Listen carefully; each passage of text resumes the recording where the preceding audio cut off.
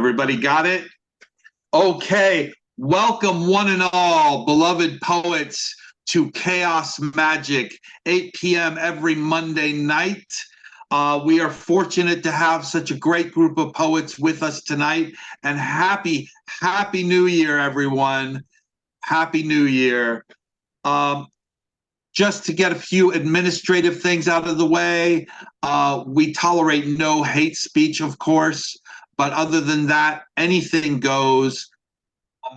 We are a free expression, open mic, and we want to hear what you have to say. As long as there's no hate speech, everything is permissible. 3 to 5 minute slots. I generally ask people to bring one piece that's an original and one piece by a favorite poet, a cover poem. But if you have two pieces that are your own work, that is okay. Pretty much anything goes here. It's chaos and magic. As we like to say, we bring the chaos and you bring the magic. So let's get going. Our first poet tonight is Mona. Mona, would you bless us with some words? Thank you so much for having me again. I will embrace both the chaos and the magic, hopefully. I do have two poems. None of them are my own. First one I want to share is by a poet I really love. I've had the pleasure of hearing him read his poems time and again, and I just can't get enough. This is just a tiny sample. Eskimo Snow by Daswani.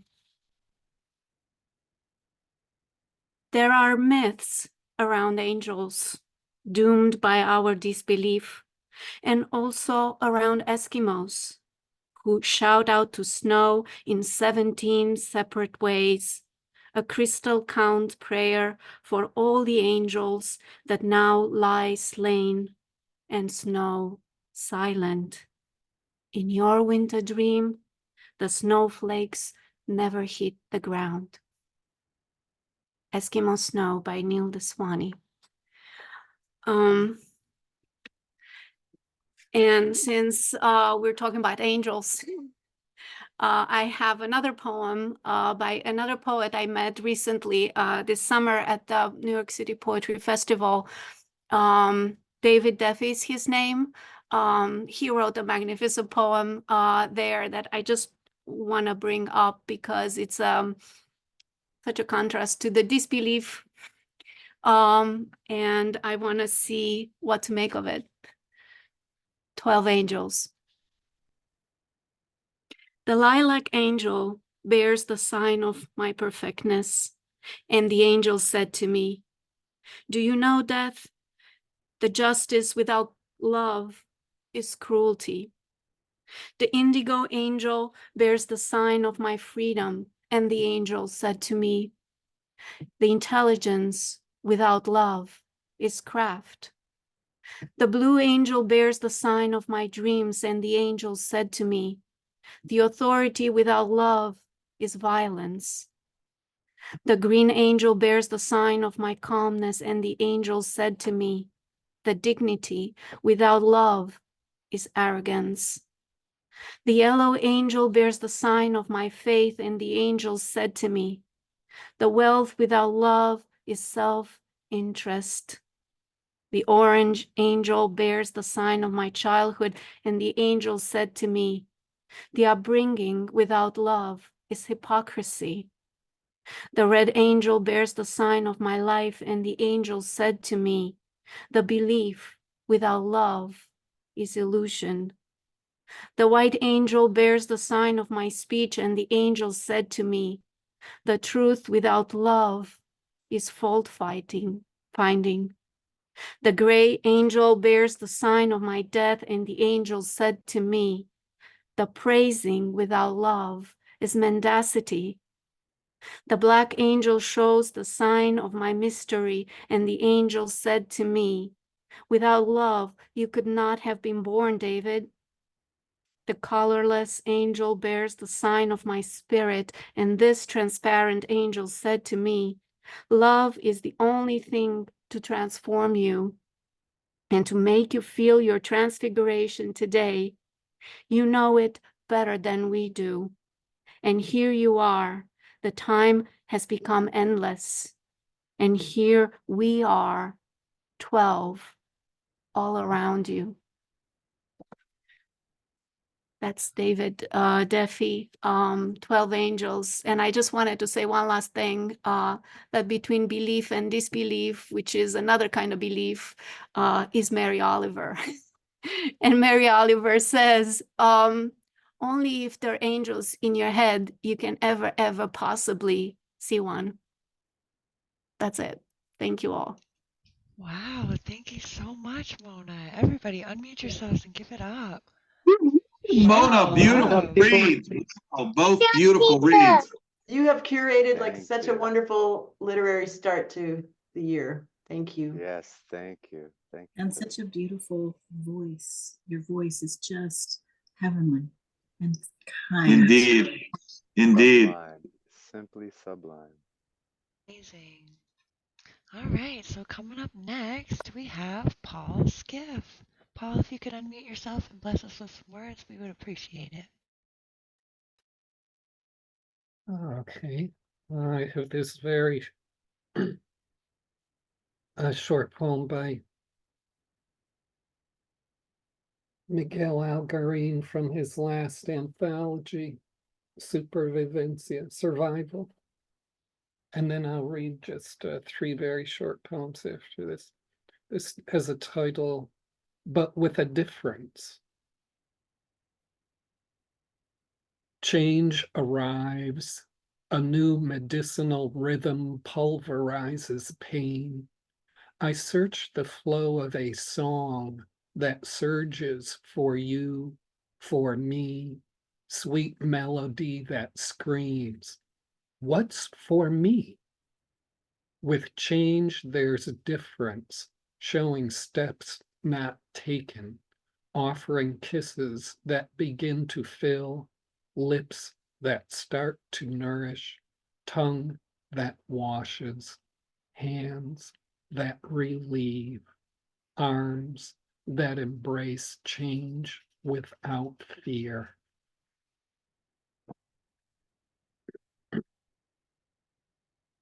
This is a short poem.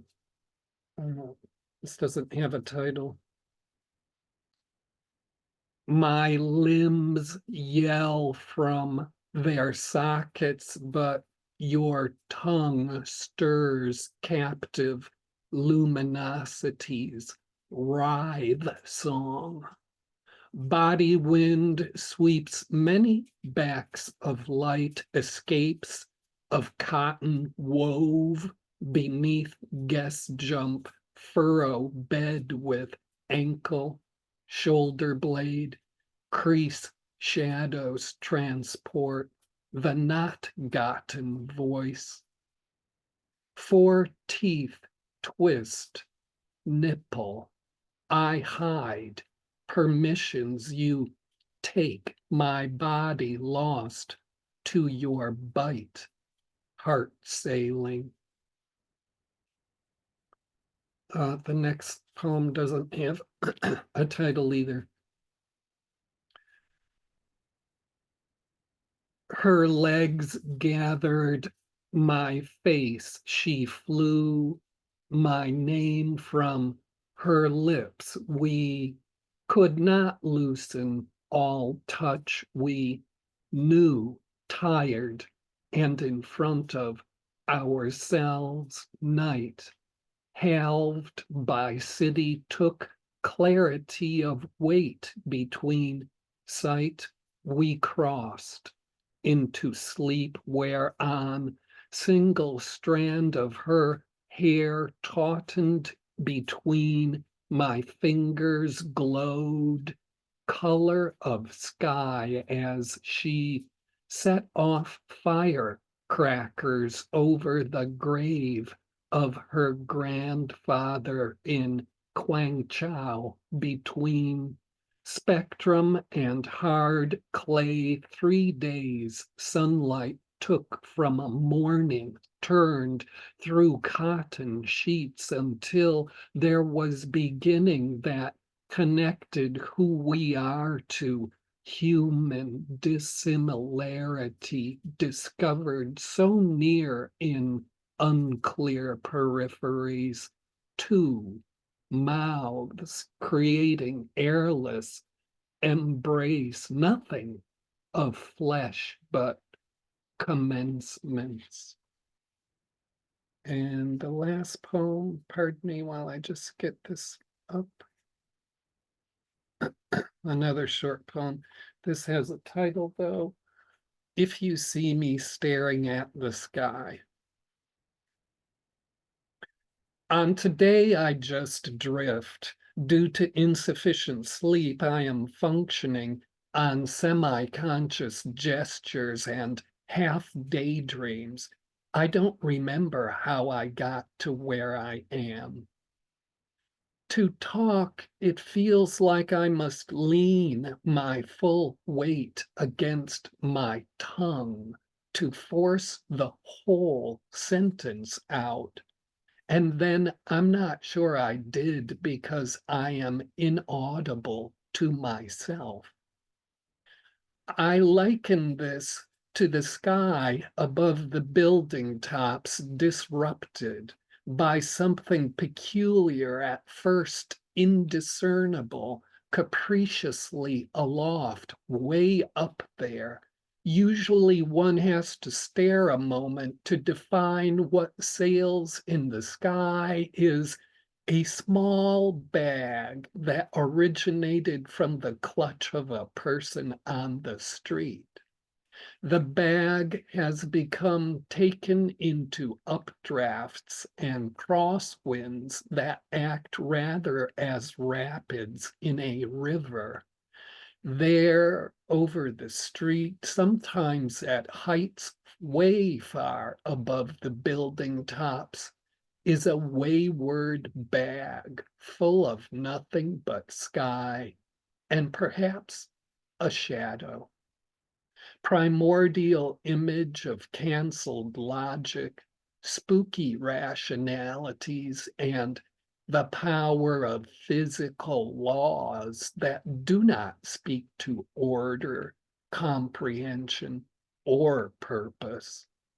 Then, even more distracted, I almost attain lucid wakefulness, startled through my eyes by reckless liberation, wild aversion, and unhuman joy.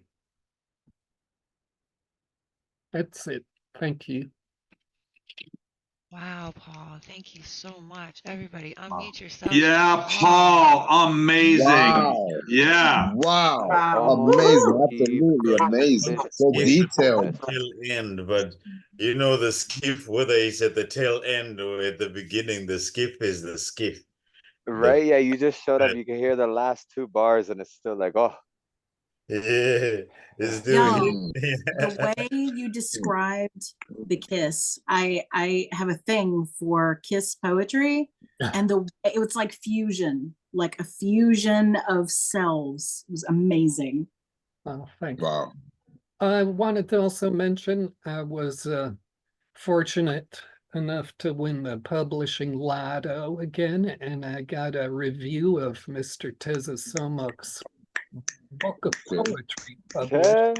yes, It'll be going up on virtual publication for 128 lit, and you can just Google that 128lit.com. It's supposed to go up on the 10th, January 10th. So it's a review of Tezozomoc's book, I Am Not Your Chihuahua, and basically just kind of assessing his methods and a Chicanx poet's endeavor at decolonizing.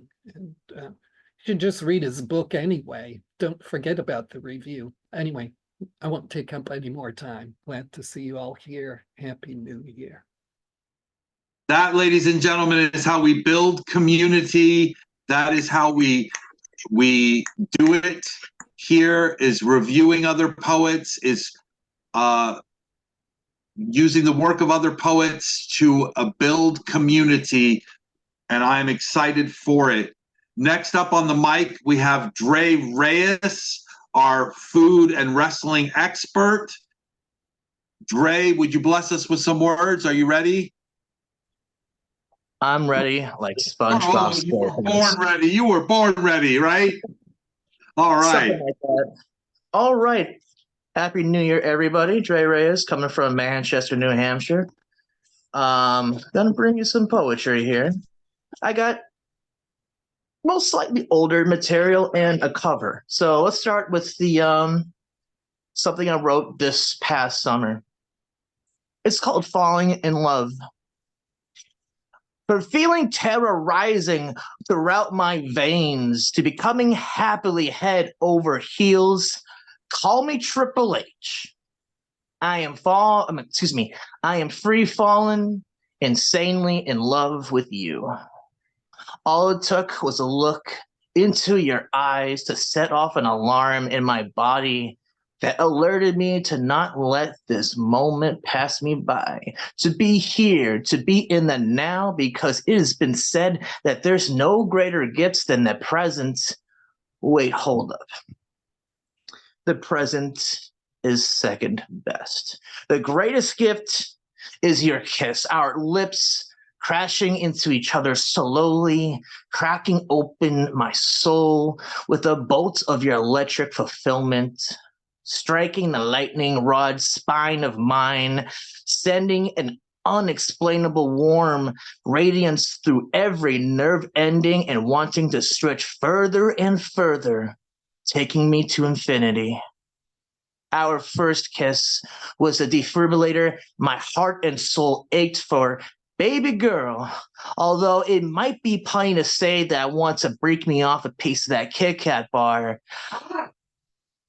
I would prefer that it were, wow, you just broke my concentration. I would prefer if you were to be whole, and I am sure as hell that I do not intend to come into your life to break you apart.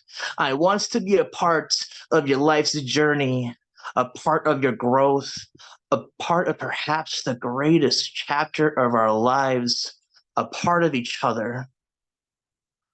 Oh, wild thing, you make my heart sing with the ferocity and fire our love brings, how it thaws this ice deep embedded in my being that has been mistaken as permafrost for as long as I can remember. My mind and hearts have been performing figure skating routines endlessly for too long. The time has come at last to kick off the blades and watch the ice melt away, revealing a marquee floor with a trap door with a lock, and there you are holding the key. It is now time to cozy up in the comforting warmth of your compassion. Let's fall in love like there is no bottom. So that's poem number one. Poem number two is a cover.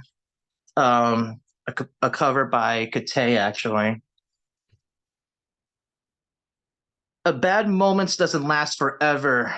The energies might linger, but you don't need to let it turn you bitter. It's all parts of your divine plan. Just remember, life has its ways of working out. When it's up, practice appreciation and recognition for all you have done to get there. When it's down, it's an opportunity to reflect on what you must do to change or help your situation. One way or another, you're still receiving abundance from the wealth of wisdom and what not to do, rewards for your efforts. When you put your real work in, diving into your persona, your aura, your soul, analyzing the teeniest of cracks, you'll discover what it is that you require and what you lack. Every chapter of your life requires you to play a different character. Each one completed requires a new you for the next part of your life. We're always changing, evolving, enhancing our knowledge. If we didn't, there would be no progress. Sometimes sometimes you may feel like there is none. But if you look back on the notes, writing, art, your life, mindset, your heart, you'll notice drastic changes when you go back to the start and reread the scenes. Not everything turns out how we first make it seem. If you turn positive situations into negative outcomes in your mind, overthinking and feeding yourself lies, you'll be scared and traumatized. Unable to show your best unable to show your best because you are scared to open up and exude confidence from your ability to get up and put on a performance. Don't hide yourself away and keep your eyes shut. Focus on tell yourself it'll work out. Put in efforts, and you'll be amazed at what you can really do. If only you switch the narrative from I can't to I can do that too. Why on earth would you pass on opportunities and doubt your worth? Find that wound inside of you and clean it out. Show the world what you're really all about. You can deem it good or bad. It's too happy or too sad. There's lessons involved, especially when you show others the way you overcame it. Now evolved. Don't dim your lights because you're experiencing frights over what others approve as delights. Embrace your own unique insights and perspective on this life and scribble it down on a page. You can keep it, burn it, shred it, whatever you choose to do, what makes you feel completed. Neatly filed, crumpled and forgotten, tossed in a pile or gone, at least you released it.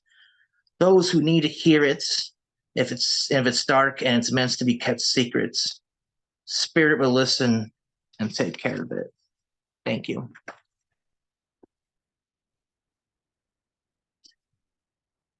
Yeah. Amazing, Dre. Thank you so much. And I'm proud of you for keeping going through all that. That was awesome. Everybody, unmute yourselves. Give it up for Yeah, Dre. Yeah. Hey. That's motivation right there. Yeah. I know D Allen ain't here, but I'm pretty sure that one would have got a yay. Yeah. And I also want to mention that Dre's gonna be featuring at Open Minds on Friday, either January or February this new year coming. So y'all be ready for that one. Thank you so much, Dre. We love you. Amazing. All right. If Kittay is around, we would love to hear from you too, Kittay. Hello, I am here. Hi. Thank you so much. Could you please bless us with some words? Absolutely. So I have one poem and I have a cover as well. I'm going to do the cover first because I feel more enthusiastic about this right now. I was going to cover, I kept it a surprise, but I was going to cover the same exact poem that Dre read first, his own poem. And then my jaw dropped when I realized he was reading the frickin' poem I was going to read. So I'm going to read a poem that is called Ode to Crab Rangoon. All right. Oh, Crab Rangoon, you fill me up with excitement. Oh, whoops, I fucked up. I'm so sorry. Damn it. Hold on. All right. From the beginning. You're still. All right. Oh, Crab Rangoon, you fill me up with fulfillment when you're filling face plants onto a field of my taste buds. Every time I have you inside my oral cavern, I cannot help but want to crush you with my stalagmite teeth and swallow you into my abyss while I enjoy feeling you disintegrate slowly under my pressure as you slide all the way down to the pit of my being, Oh, crab rangoon, you perfectly, highly addictive, yet perfectly legal drug. And yes, I said drug. Have you ever eaten one and not feel dopamine and serotonin flood every mini vessel in your being with the utmost sense of culinary nirvana? You are the Asian equivalent to Pringles. Once you pop, you can't stop. In life, there should only be two universal defining periods: life before and after crab rangoon. Accepting crab rangoon as your Lord, Savior, and demigod. Oh, crab rangoon, you miracle of life. If you were made in your original pure form, the pharmaceutical industry would cease to exist because you cure all. I'll never forget the time I had that stomach ache and you with your crunchy exterior and your cheesy, creamy, crabby holiness. You are the body of Christ. Your healing powers influenced me to start an underground street fighting club called Crab Rangoon Club. And the first rule about Crab Rangoon Club is that we definitely talk about Crab Rangoon Club. Oh, Crab Rangoon, the joy and despair of all, how they rewrote the history books. You, Crab Rangoon, every 80s power ballad and 70s adult film was inspired by you in some way, by your rich, sexual white chocolate. Oh, Crab Rangoon, I am a goon for you. Always have and always will. I need a minute, hold on. That was amazing, Kittay. Thank you so much. We're all hungry now. But wait, there's more. Yeah, but wait, there's more. So I decided to write a parody, and I'm not done with it yet. But does everyone know the song?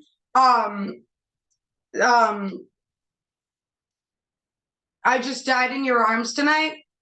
Well, I renamed it Something Died in My Ass Tonight, and it was inspired by a time that I had diarrhea. And I'm also training to become a comedian. Let me just say, I'm just gonna toss that out there. But this is a real thing. I started it, and I didn't get very far. And you know what? I just feel like I'm on fuckery mode right now because who cares? So I'm not gonna do a poem, but my little parody starts off like, something died in my ass tonight, must have been something I ate.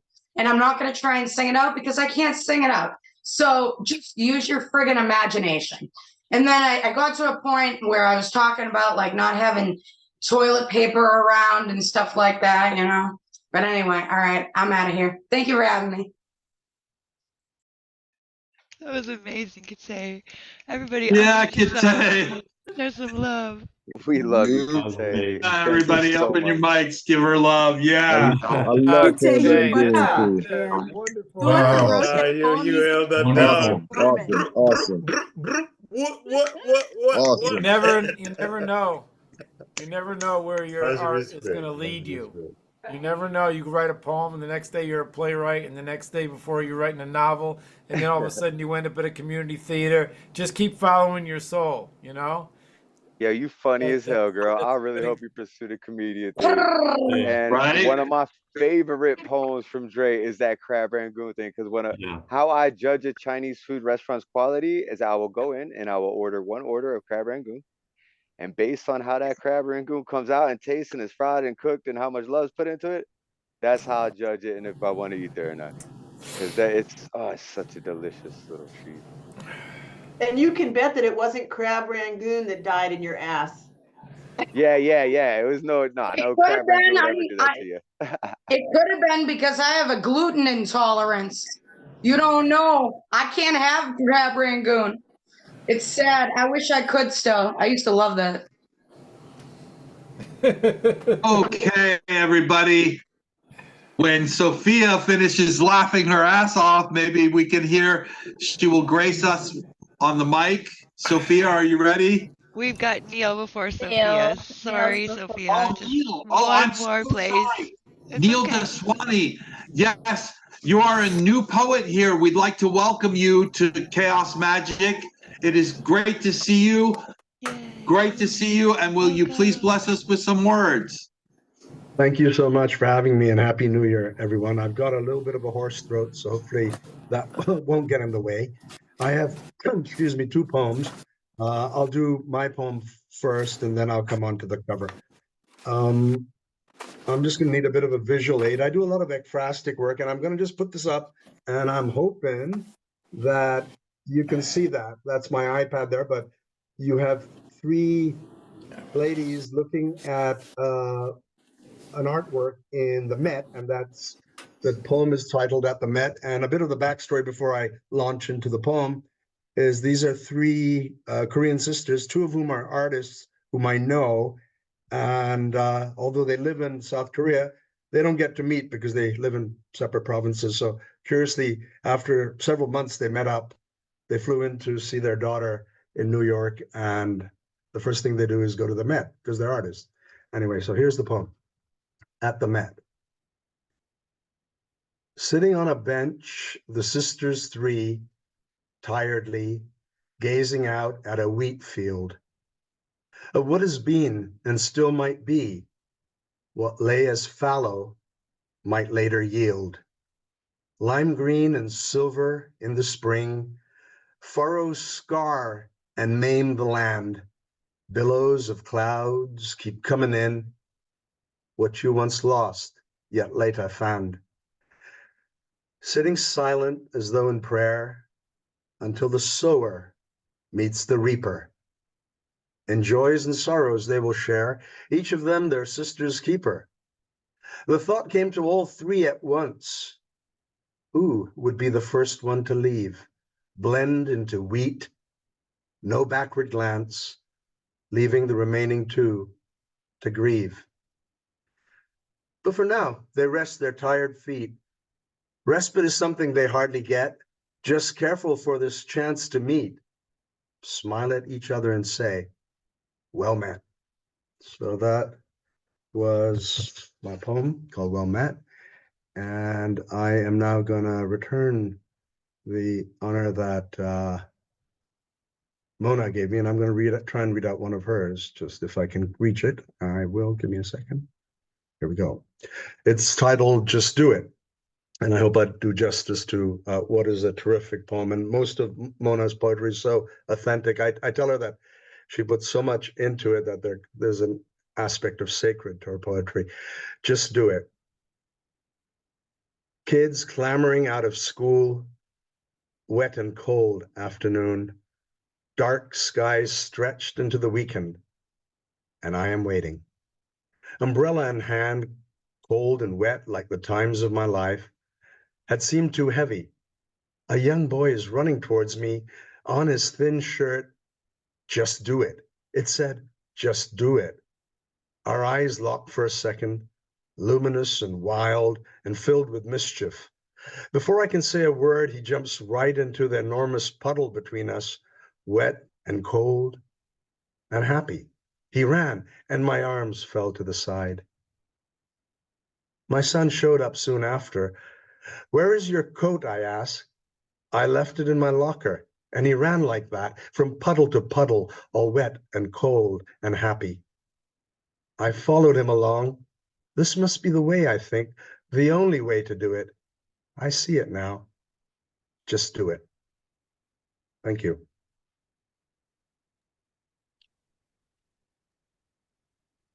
Hell yeah. Oh yeah, fantastic. I gotta say, like the image of the kid like jumping from puddle to puddle was gold. That was nice. Kind of got me all soft and all thinking of my son. One love. Welcome to Open Minds is all I have to say. Like, welcome home. That was amazing poetry, man. Indeed, you're one of us. Thank you, sir. Thank you. Cheers. Thank you. Thank you. Okay, now we have Sophia upcoming. So, Sophia, if you could bless us with some words, we would appreciate it. Okay, I have a cover poem, and then I decided from my epic poem just to read right where we left off, another excerpt. So that's my plan. Yes, if my hands were birds. Okay, so this is one of my favorite poets. I'll be reading. His name is Keve Akbar. This is from his book, Calling a Wolf. His most recent book is Pilgrim Bell. He pushes me to become a more innovative artist. Let's just put it that way. Okay, this is titled Wild Pear Tree by Keve Akbar. It's been January for months in both directions, frost over grass like pale fungus, like moth dust. The branches of the pear tree are pickling in ice white as the long white line running from me to the smooth whales frozen in chunks of ocean from their vast bobbing to the black white stars flowering into heaven. The hungry cat gnaws on a sliver of mirror, and I have been chewing out my stitches, wondering which warm names we should try singing. Wild, time, cow's lip, black snake, all the days in a year line up at the door, and I deflect, each saying, no, you will not be needed. One by one they sulk off into the cold. The cat hates this place more than he loves me. He cannot remember the spring when I fed him warm duck fat daily, nor the kitchen vase filled with musky blue roses, nor the pear tree which was so eager to toss its fruit, so sweet it made us sleepy. I stacked the pears on the mantel until I ran out of room and began filling them into the bathtub. One evening I slid in as if into a mound of jewels. Now ghost finches leave footprints on our snowy windowsills. The cat paces through the night, listening for their chirps. Our memories have frosted over. Ages ago we guzzled all the rose water in the vase. Still we checked for it nightly. I have forgotten even the easy prayer I was supposed to use in emergencies. Something, I was not born here. I was not born here. I was not. Keve Akbar, Wild Pear Tree. He's phenomenal. Highly recommend him. But check out his story and everything. May you please share the information in the chat? Sorry to interrupt.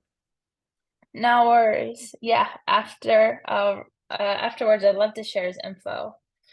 So, okay, now change of pace. This is from my epic poem, If My Hands Were Birds.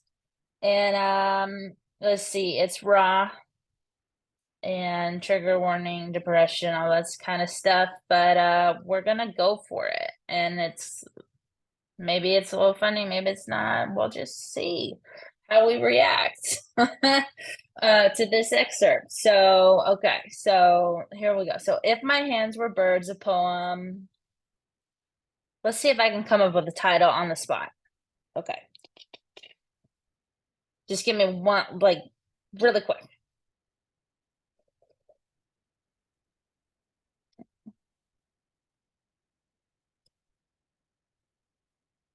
We'll call it Smooth Criminal. Okay, here we go. Smooth Criminal. Feeling I was defective in some sort of way. Here in this haunted house, I couldn't even defecate correctly. So then they began monitoring my bowel movements. While at night I would try to monitor. Wait. Okay. Gotta have myself. smooth criminal, feeling I was defected in some sort of way. Here in this haunted house, I couldn't even defecate correctly. So then they began monitoring my bowel movements, while at night I would try to monitor my roommate to know if she was knocked out by her sleep meds. That knowledge was very precious. Since then, I get a chance to masturbate in my bed. But why did the word master have to be in masturbate? Unless this spelling was flawed. Regardless, enough with men. I needed a hot woman. Earlier that evening, the dinner bell would ring 3 times per usual. Dinner wasn't chicken wings, rather house-cooked salmon with me summoned as the chef, along with my roommate, sous chef. I would eat in the living room, not at the kitchen table. I really didn't want to be a lone wolf. The first time we checked the salmon that came out hot from the oven to see if it was cooked thoroughly, I made sure to be the food and health inspector, whereas she didn't care the dead fish was about half raw.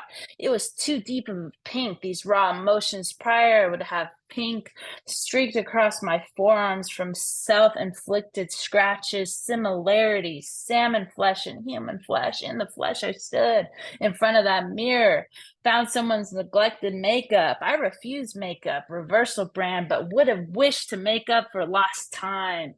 After getting in the shower one evening, the sensor light failed, pitch black while the hot water was running down my back, but thank goodness for the crack under the door, so my eyes adjusted to the limited light coming in.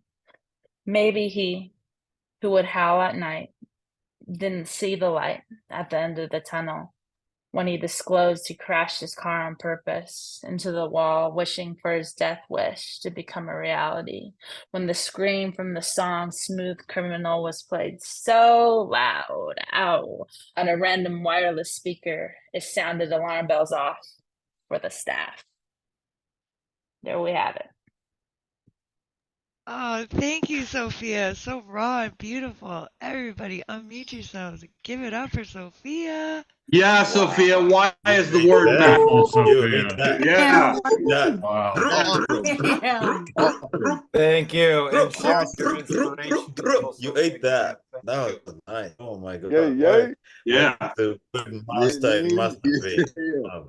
And your I'm so swagger, excited to read the through way you that book. swagger through your poem, where you swagger through, like that's what makes it. Like I just feel that irony, that sarcasm, like that swagger in your poem. That's what makes Yo, and that's one epic poem, yo. Her entire book is that it's just one epic poem that nonstop, like, and that's just a fragment of it. The follow from last week that was amazing, like, and if my hands were birds, like Sophia, we love you. Yeah. Like that's the best title for any kind of book ever in humanity's existence. If my hands were birds, come on now, let's stop playing. Like, yeah. And it's an epic poem. It's not even a book of poetry. It's insane. Thank you so much. Thank you. Thank you for the opportunity to share. Thank you. Awesome. How many pages is it again?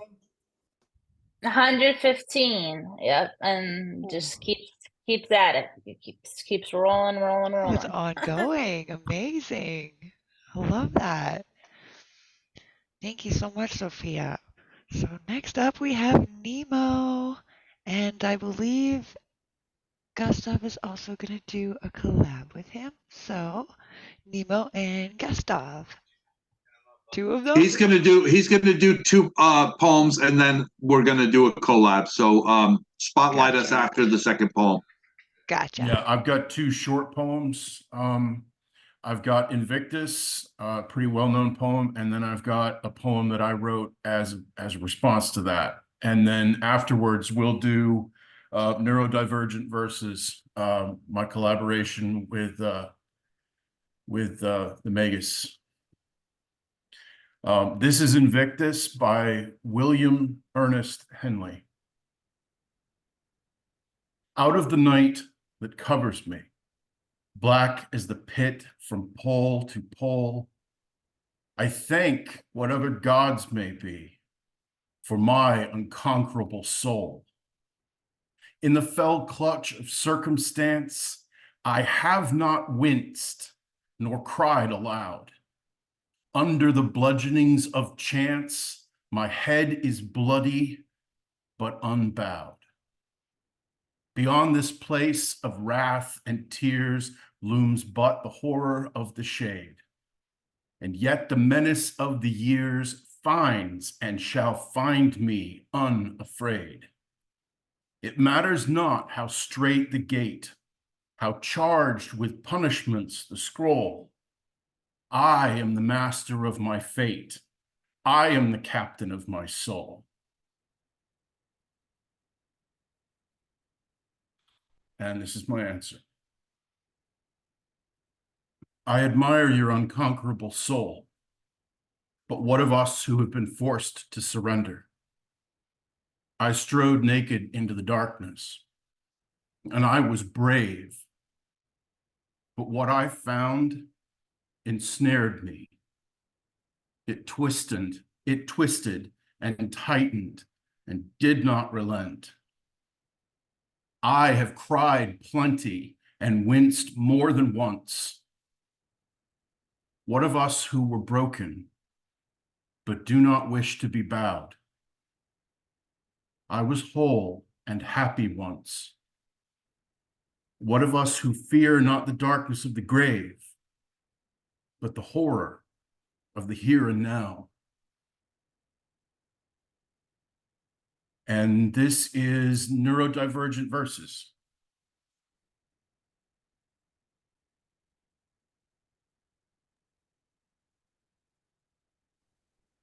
Follies and fallacies, defying analyses, dreams and illusions, powerful delusions, the seeds of your destruction, undermine your construction, enter at your own risk, erase the hard disk, leave a message at the tone, then please put down your fucking phone, lather, rinse, repeat. Refuse to accept defeat. Stop to see the beauty around you. Don't let the bastards confound you. Believe in yourself.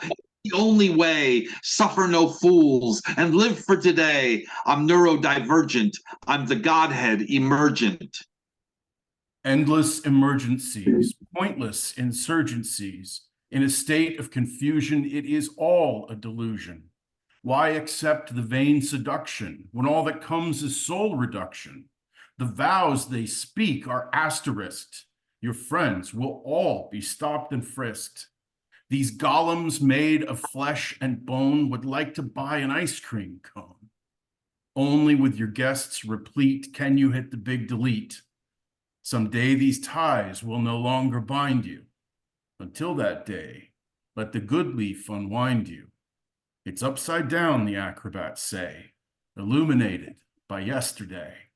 I'm neurodivergent, the garbage phoenix resurgent.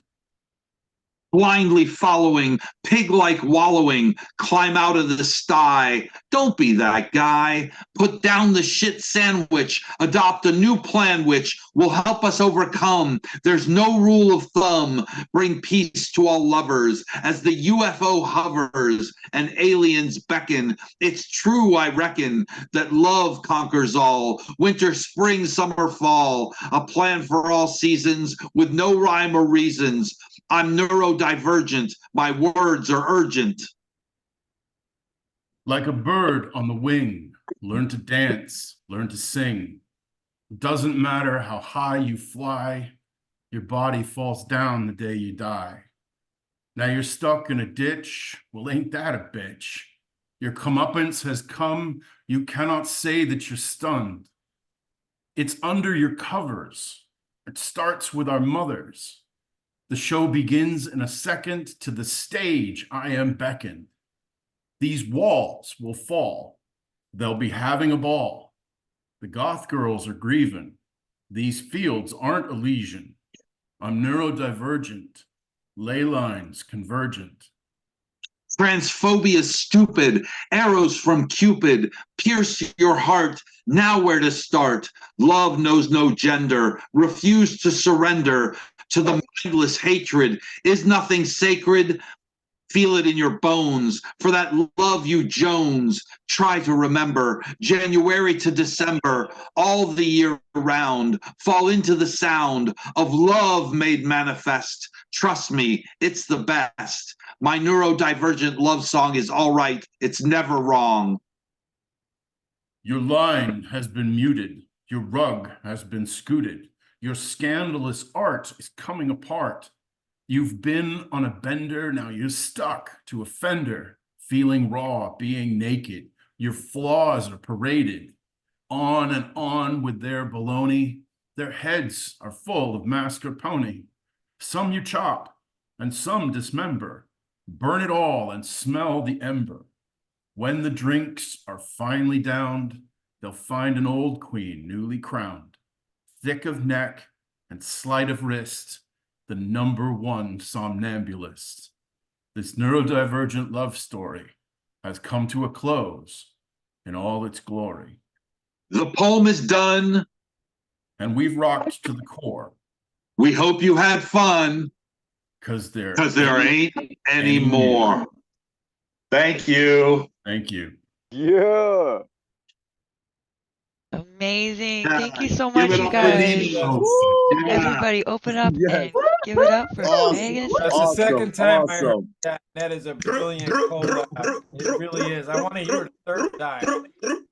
It's about it's so ingenious. I think it's about the unpossessable now, and yet the compassion comes in from like two different angles, and it makes this beautiful. I saw this vision of like all the like a flower where all the lines come into the pistil and the stem, and still it was. I just saw the flower in that. I don't know why, but yeah, beautiful work. Cheers. All right. Yes. Next up, we have Whisper Poet, my friend and yours, the great Whisper Poet.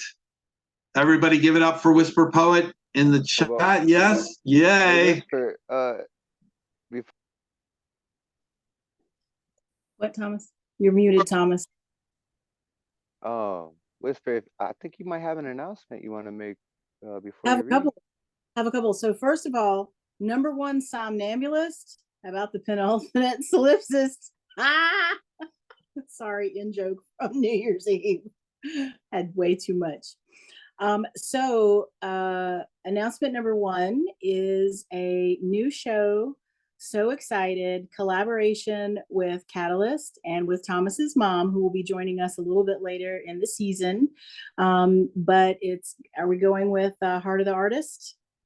It's going to be called Heart of the Artist, and it is going to be an interview show where we will interview female poets and explore their journeys and their hearts and what has allowed them to become such amazing role models and friends and lovers and badass bitches.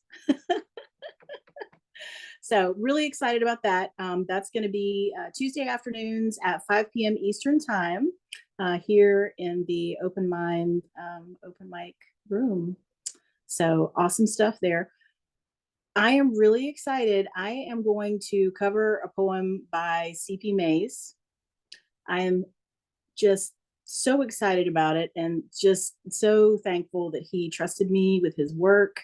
This is an amazing poem. So I'm going to read him first, and then I'm gonna do mine. This is called "I'm Hydroplaning." Jesus promised me that he would cover all of my raise the bar tabs. So bartender, pour me a book of Revelations on the rocks, and keep Christ coming as my chaser, because drunk off the glory of God is what granted me these prescription shot glasses I wear on my face. How much water turned into wine would it take to wino out the whole world? Hey, reader, if you get to heaven before I do, politely ask any angel you can find to ask God to edit all of my novel ideas and Guinness beer stout me in any Guinness Book of World Records with a footnote that'll read, "Here lies C.P. Mays. His voice rained sheets of chamber music composed of barbed wire and shrapnel and toddler tears. I'm a library of depression's what's wrong and won't let me breathe. I'm a nightly falling angel, falling always on Ambien, just to not fall asleep. I'm a heaven's habitual risk taker, rocking vintage refurbished halos as fashion statements. I've seen myself punching alarm clocks, and slapping snooze buttons simply so I can dare any heartbeats to come and cardiac arrest me.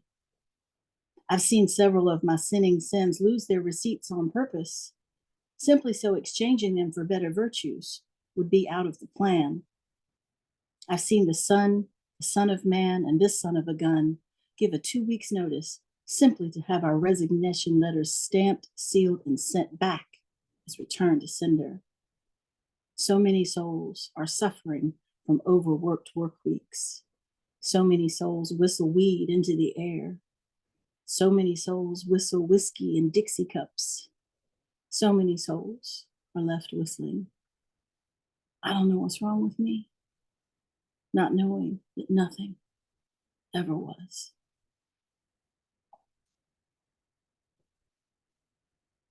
Thank you, CP. Damn. Wow. Damn. Wow. The razor blades that other razor blades. Razor blade shaver. That's Stop playing. That was That is awesome, bro. the almighty CP made. You know, it's just a trip to hear somebody read. Anybody can read Work, CP because made. you know and what it CP sounds made like is still coming from intense, bro. CP, you know? You know Right, what it it sounds is what like. it is. You killed It's it. amazing. When I It's first tried to do it, I tried to do it in kind of a staccato way, and I decided against that immediately because I did not want it to be a pale imitation of what you do. So I just decided to go.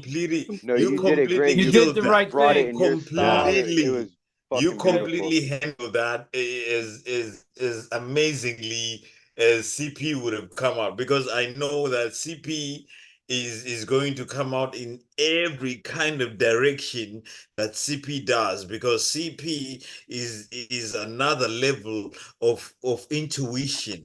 So intuition can be read from all vantage points by any kind of human being, and can even be in sign language or any other kind of language, and can be translated into any other language, and CP will still be CP made.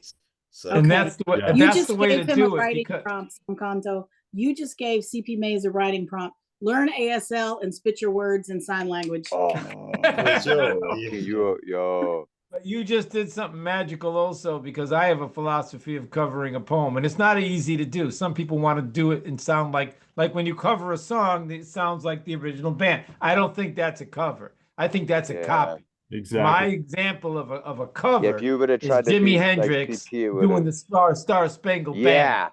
Now that's cover, because if you could take a gem and make another gem unique to it out of that work, but have it be just as beautiful and stand alone. don't copy, that's cover it. covering.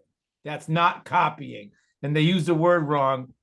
So what you did was fucking art on art. Took a gem out of a not gem. art of Yeah. art. So thank you. And it's Couldn't not have easy to do. I've read something and tried to yada yada yada like I whatever. But thank you, Zomkhonto, too. That was brilliant. Yeah. Good shit, Whisper. Appreciate you. Cheers, Whisper. Well done. Do you have So, another piece you'd like to share, Whisper?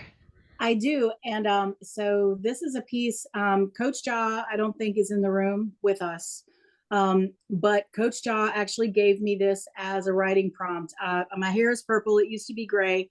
And I had made he said, what, did you go to the salon? I said, no, I stuck my head in a box of color. He said, I want you to write a poem about that. I want you to use that line, but I want it to be an erotic poem. And so this is it. This is called Sapphic Musings. I've always called myself a straight girl, never gave it much thought or ponderation. And I love how Adam is built. God, the divine GC that created the form that makes my heart beat faster and my breath come quickly. His rod, the divine staff of ecstasy. Adam's candy makes Brandy feel randy, and having him in my bed has always been just dandy. But I see the art that is the feminine form, and I want to brush the tip of a trembling breast, gaze into the liquid eyes of the divine feminine, an idea that I haven't ever expressed. Women are beauty translated into flesh. So if I'm just a little fascinated, maybe I could be obsessed with a fantasy of exploration. I need to give this some serious, legit consideration. While men are straight line drag racing to the end, I'm ghosting these curvy roads. Maybe that's my zen. Dark eyes and succulent lips, God made woman, a sweet temptation, smooth skin and breasts heavy like ripe fruit. She's a delicious inspiration. Grab the back of her thighs and open my eyes to the flavor of exploration.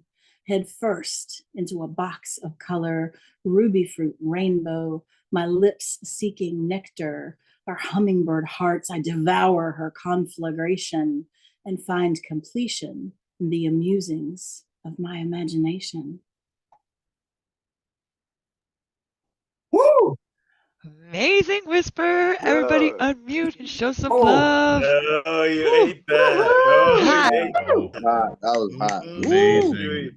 You didn't was even hot. leave no crumbs in it. I was waiting for the crumbs, but no crumbs. Oh, Jesus. Yeah. That was that's secret territory. That's good. It's to go erotic and hang the sacred. That's nice. Thank you guys. Thank you for the love. I appreciate it. Yeah, Tuesday. We're looking forward to it tomorrow night. Premiere of your new show. It's gonna be fun. Yes, definitely. Thank you so much, Whisper. So next up we have Hayes. Hayes, if you could unmute and bless us with some words, we would appreciate it. Yeah, I'd love to. Thanks for having me. Happy New Year's. Let's see. So for my cover, I was debating between a couple of things. I was considering a Maddie DeMar original, but don't know if she wants that one read yet. She hasn't read it herself, so I'm gonna wait till she gives me explicit permission to read that. But it's a fucking insane poem. So Wait, what's the Hayes? What's the poem? Whale Song. Dude, do it. Do it? All right. Hell yeah. Hold on. Let me pull this up. You suckers, I have some waiting for you. Let me get this out. Hold on.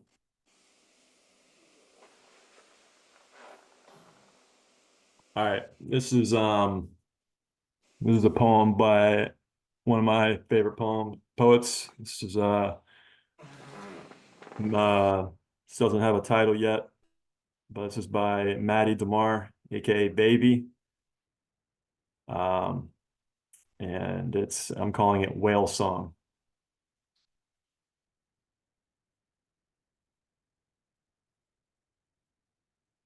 Imagine this: a living room, a country, and a girl comes out of the sea,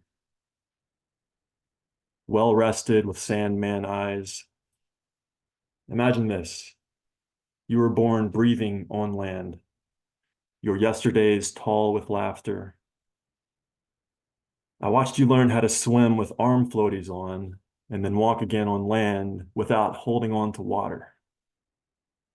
I was born once at sea, took all the classes, took the medicine, and it kept me alive on land like your version of a life vest, pumping air into me like a ventilator. I do not know how you do this so easily. I can only breathe underwater or when it rains. Imagine this: toe-headed and already translating, a spectrum girl with every single color inside of her. I was synesthesia and smacking, my misplaced shipwreck, my body and my brain. If you saw this in a museum, you would be dwarfed by its size. The detailed woodwork of the artist in the engine room. You would want to know how it breathes on water, how it moves, how much life was kept and contained and alive and shipped across the Atlantic for a promise of a new life at the bottom of the ocean. Its almost silence would paint a picture in every color on the spectrum. Imagine this: they pulled you out of the water and told you when to breathe. They didn't know what to call you when you got here, so they called you Bug. They called you Little Lady, Madamar, Louise. Your mother's mother tongue, resting, brogue and bodied and full of story that nobody asked for, like your middle name or your accent that's too thick. Imagine you were a spectrum girl born at sea, and now you were landlocked, trying to remember how easy it was to breathe underwater. When they teach you how it's done here, when to hold your breath, when to take one in, so you do it and you do it and you pass and you forget the sea. Breathe. They teach you how to laugh with your teeth covered and lock the door before you make the bruise. Breathe. Tell the story to the mirror and hold your eyes shut when the lights turn on. Breathe. Time speeds up, towhead kowtows to the school yearbook. The bathtub is not big enough anymore to play beluga. I can't understand when to breathe. Hold your breath. I'm towing water. I learn how to live when nobody is watching, but I stop remembering. Breathe. Practice for the icebergs melting. Breathe. Inhale. Stop. Like drowning. A little girl not holding her breath or breathing for anyone I imagined existed. A nervous smile, laugh. Is it getting harder? Breathe. This is easy. Inhale. Breathe. Hold your breath. Laugh. Stop laughing. This is easy. Look how easy it is for you. This is easy. Breathe. Hold your breath. Stop. Is it getting easier? Breathe. It's getting easier. It's not getting easier. Breathe. Stop. Breathe. Stop. You can sleep in today. Breathe. School's canceled. Snow day. Breathe. Everyone went out and you have the house to yourself. Breathe. Everything is quiet and the street lights are off. Breathe. The electricity isn't and the lights don't. The people aren't. You are. Breathe. Breathe. Time is rewinding. You are. Breathe. Driving with the windows down. Driving out of here. Driving in the back seat. Time is rewinding. In a car seat, asleep, rewind. A girl, breathe, small, huge, breathing, a giant. Everything is small and you aren't. I breathe and the child in me echoes like an empty ship stranded on land. This doesn't make sense to me. The work of heavy lifting this life heaves and breaks my body in two. I want to be at the bottom of the sea breathing. I want the anchors to drop to echo this life into an open ocean and hear nothing but whale song.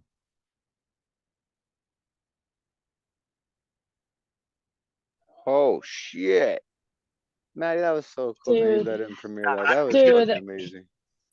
I literally had chills the whole time. The whole time. Wow. Oh my Dude, God. you That, man, that, thank that you was so much, so cool. Hayes. That was so cool. Beautiful. I had to try not to Beautiful. tear up. I had to try not to burst into tears crying, reading it. Every time I fucking read it, I start crying. That was She's driving and if the windows open, Love don't tell me. you. Jeez, that was not even poetry. That was the poet forest. Jeez. Dude. Yep. That is insane that you, okay, can I just like give huge props to Hayes because we were sharing poems and I had been looking for this poem for at least 2 years and it didn't exist anywhere on paper anymore and I thought I lost it. And we were talking about lost poems because we both had something wiped off of, like, we both had lost poems recently, whether our computer like erased them or whatever. And I found this in my voice memos, like 500 voice memos deep. And I never transcribed it and I only had one draft of it and I was like, holy fucking shit, dude. And I sent it to him and he transcribed it and like I haven't heard and I haven't read it again since then and I haven't heard it read and I haven't even seen it written. And that was just like, I feel so loved right now. Like that is so sweet and so special and like, and literally I was last night in the bathtub, like holding my breath underwater because it's the only way I can get back in my body is if I hold my breath underwater. And like, I was thinking about this poem and I'm holy shit, man. Thank you. Thank you. Thank you. Thank you. Thank you. Have another piece for us? Yeah, I'm a Maddie DeMar scholar, man. I learn from this poet. I really do. I learn from. I'm glad that she is giving us these works of art. And yeah, I did transcribe it, and it was a great joy to get to try to understand how this poem works, and I feel like it made me a better poem. I mean, a better poet, and yeah. Yeah, all right, so this is mine. This is an old thing that I'm working on. So yet again, disclaimer that I'm not happy with all of it. I actually spent about 20 minutes earlier today in the park voice recording how I will change it in the future, but so far, here it is. It's called The Briar Patch of Time.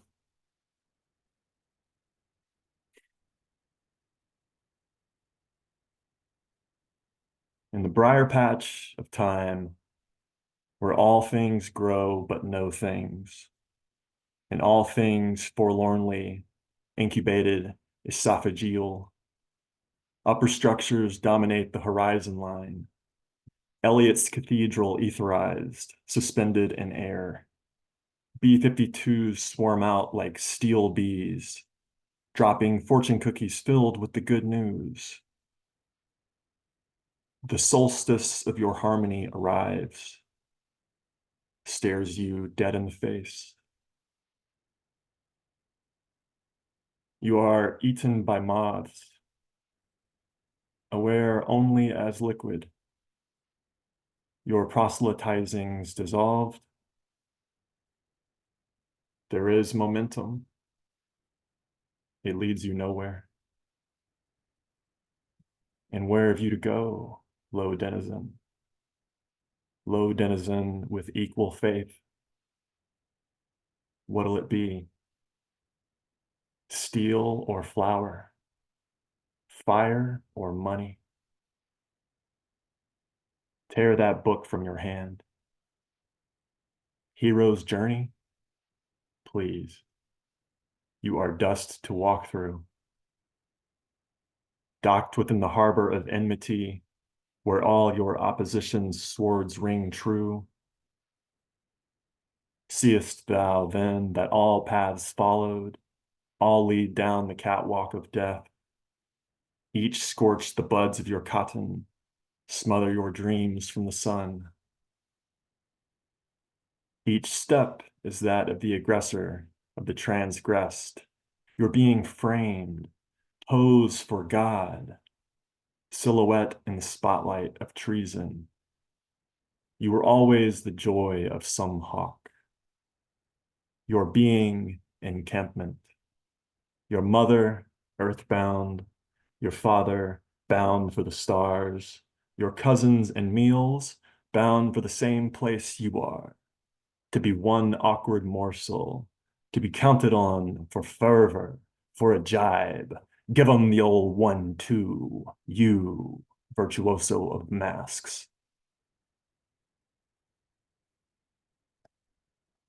Wow, Hayes, that was amazing.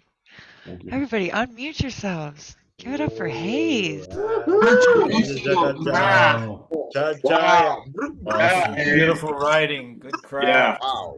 Feel your soul getting poured out on the paper. Yeah, love the delivery there, man. That was Thank you, Zomkhonto. Holy shit. You just that's leveled the machine. fuck up. The Damn. machine delivery Wow. with Thank the you, Zomkhonto. slowness of beauty in the The sky. poets are playing today, Megas. Like every poet is killing it today, Megas. Like Indeed. Indeed. Indeed. We're really just getting started here. We got a lot of heavy hitters coming up too. So strap in and get ready for the chameleon poetic, Theresa Rose-Jertson. Are you ready to grace us with your words? Yeah. Oh, yes. I was just gonna do other people tonight though. So is that all right? That is fine. Do as you will, shall be the whole of the law. So this is Moonlight and Monsters by Lauren Shareg. This is the book. She was one of the readers on SpoFest, and I won her book, and it's really awesome book. So I'm going to read Medusa Browses the Beauty Aisle. She enters the sliding doors, careful to avoid her own gaze. They call it safety glass, but she has no illusions of safety. She takes a plastic basket and carries it on her arm as she browses. Her fellow shoppers instinctively give her a wide berth, wanting to skirt both their own devastation as well as the sight of one.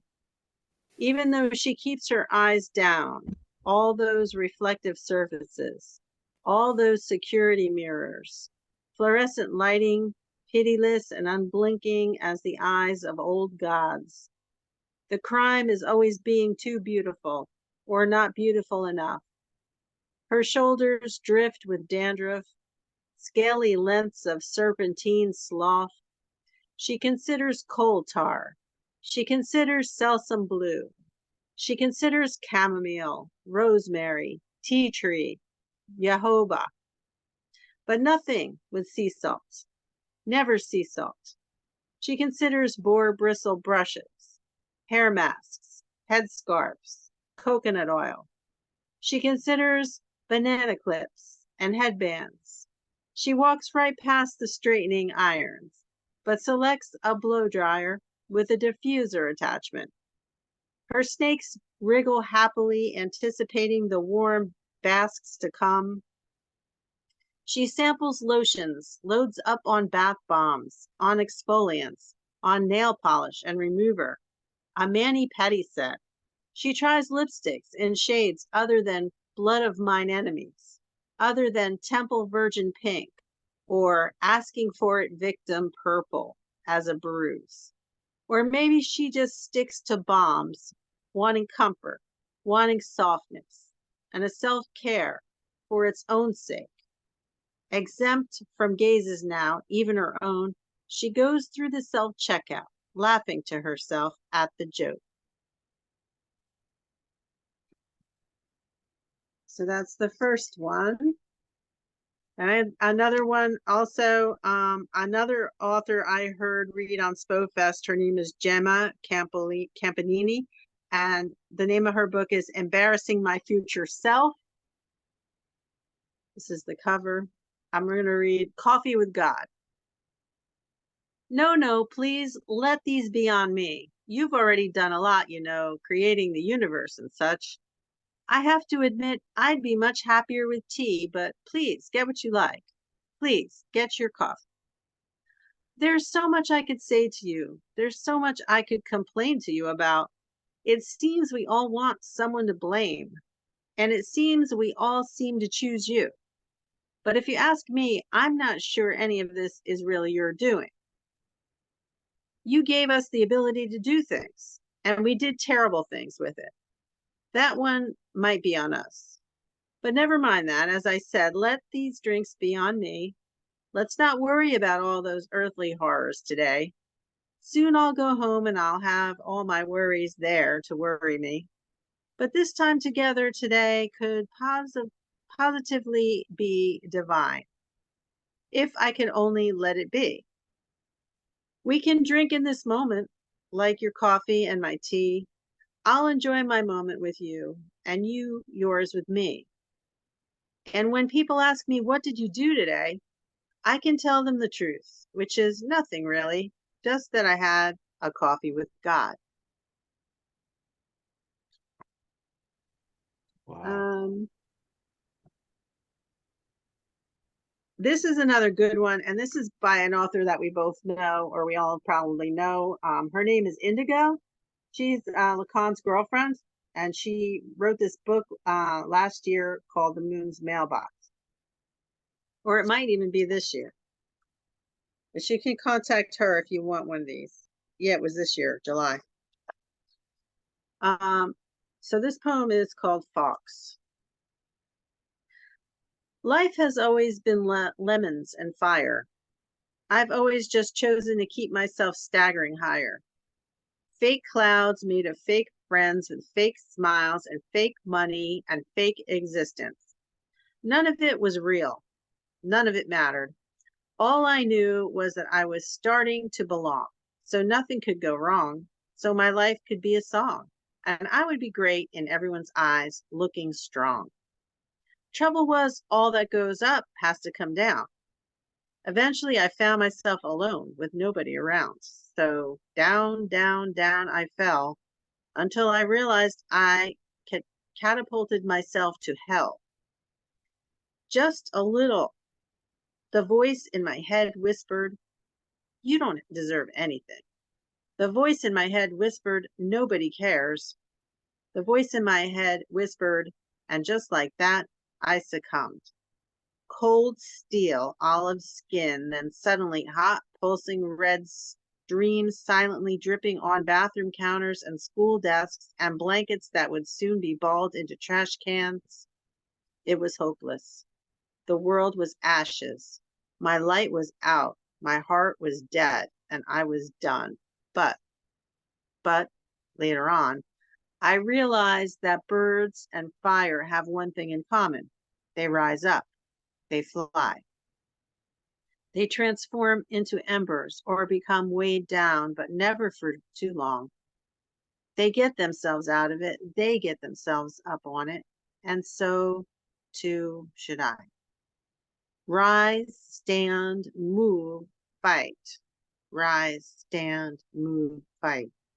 It took forever, but with the help from real love, I found the light.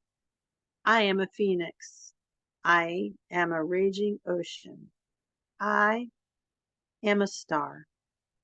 And I am love. I am enough. And that's Indigo. That's all I got. I mean, I have tons and tons of books here. I can go forever. I can just do Terry's story hour. Oh, that was Oh, we love you, amazing. Terry. Thank you so Yeah, thank much. you. Yeah. Terry. So Everybody coming get up for soon, Terry. coming soon to a Zoom show near you, Terry's Story Hour. It could I'll be. help you, You never produce know. it. I'll help That you would be produce it. amazing, That's a great Terry. idea. And We encourage Magus, so you see what you started by saying, read other people's poetry. Yeah. Eventually, I this room is going to be filled with people who I got don't lots of want to books. read. They I got only so have many. other people's poetry, and they are going to be part of the family, my man. Did you? Oh, I know. But Give there are me a people who channel. don't Go like. ahead. Add me on another day and put me on Terry's Story Hour. Okay, call I me. We'll love make it it. happen. We'll do it. A podcast or something. Anyway, that's a great idea.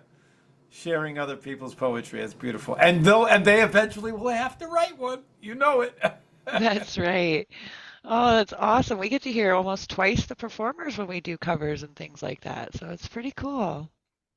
Thank you so much, Terry. That was awesome. All right. So up next we have Marianne Tefft. Would you bless us with some words? With pleasure, KataLyst. Happy New Year, everybody. Gustav, KataLyst, poet friends.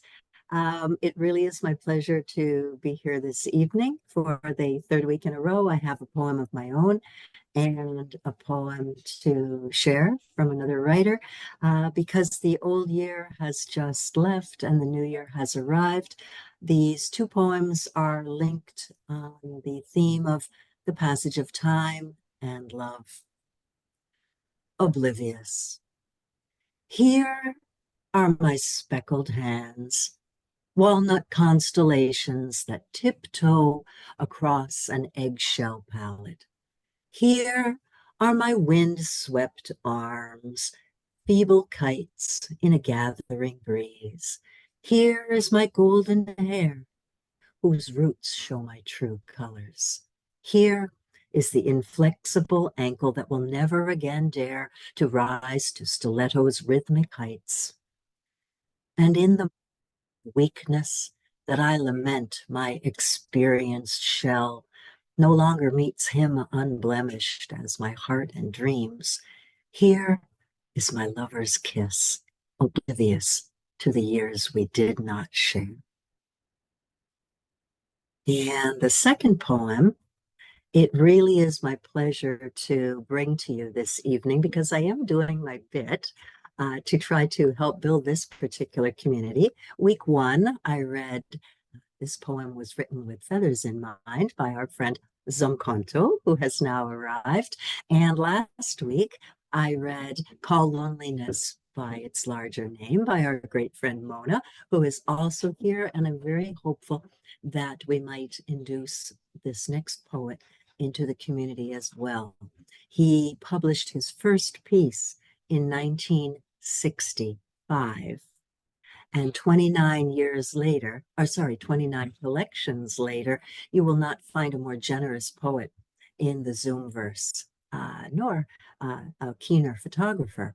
And when I asked if he had a poem that would speak to beginnings, well, he wrote one for us. And it's my pleasure to read Plus tard, les langues des amateurs. Later, the languages of lovers. By our great poet friend, Leonard Lunt. Later, as the sunset fades on the living room wall, they sit in cold blue lightning and the warmth of the fire they've started. In accents reserved for foreign things, they speak of childhood sounds, the smell of sewing machines and Friday bars at closing time, the aftertaste of murdered love. Later, after the curtains turn down, the songs across foreign lands. They read each other in the braille of lovers. They search maps on which there are no monsters. The fire burns long, but not forever. They sleep, pages in a book nestled beneath the covers as the ink dries on the chapter. Later, as the sunrise makes its way across them, they sit almost naked at the kitchen table, sift the ashes with silences as well as words, find the embers whispering of kindle and flame hot enough to weld too tightly, given laters. Later, they will lose the vocabularies of the past, burning letters cast in scripts they no longer recognize or need to remember against the silent night. Happy New Year, everyone. Thank you so much for the opportunity to share with you tonight. Wow. That was Yeah, incredible, brilliant Marianne. read. Wow. Yeah, Just Thank you so much. is Beautiful, heavy beautiful like that. read. What a great Leonard, closing. Leonard is probably one of those Just poets grace that language, the write love. something so out of worldly. Right. And you Yo, prompted it Leonard with Lunt beginnings. is one of the best poets I've ever heard in my life. Hey, he really is. He's astonishingly beautiful, beautiful writer. Thank you so much for that, man. It's very beautiful. Thank you so much, everyone. Your voice is like creme brulee. nice. And your little French up front there. Why don't you go ahead and read yours now, right? You got one? Thank you. Oh, you nailed it. That was amazing. Yeah, you Thank you, nailed it. Marianne. All right, up next we have Cozzy Coz, who will be featuring on Open Minds on Friday. So On Friday, be there, be everybody square. come check it out. We're gonna get to Yeah. the basics, the ABCs. So Yes. go ahead, Coz. 18 minutes long. He's gonna do it. Yes. So excited for your feature, Cozzy. Thank you so much. Me too. I cannot wait. I am just, that's all I've been thinking about, man. Hello, everyone. Happy New Year. I hope everybody's good. Word, right? Yay.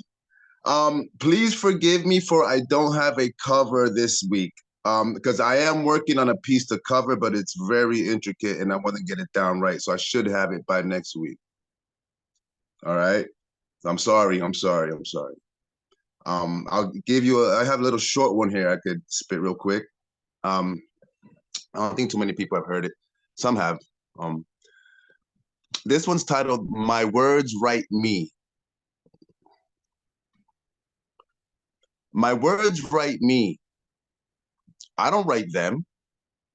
They simply flow through my fingers as a result of my pen.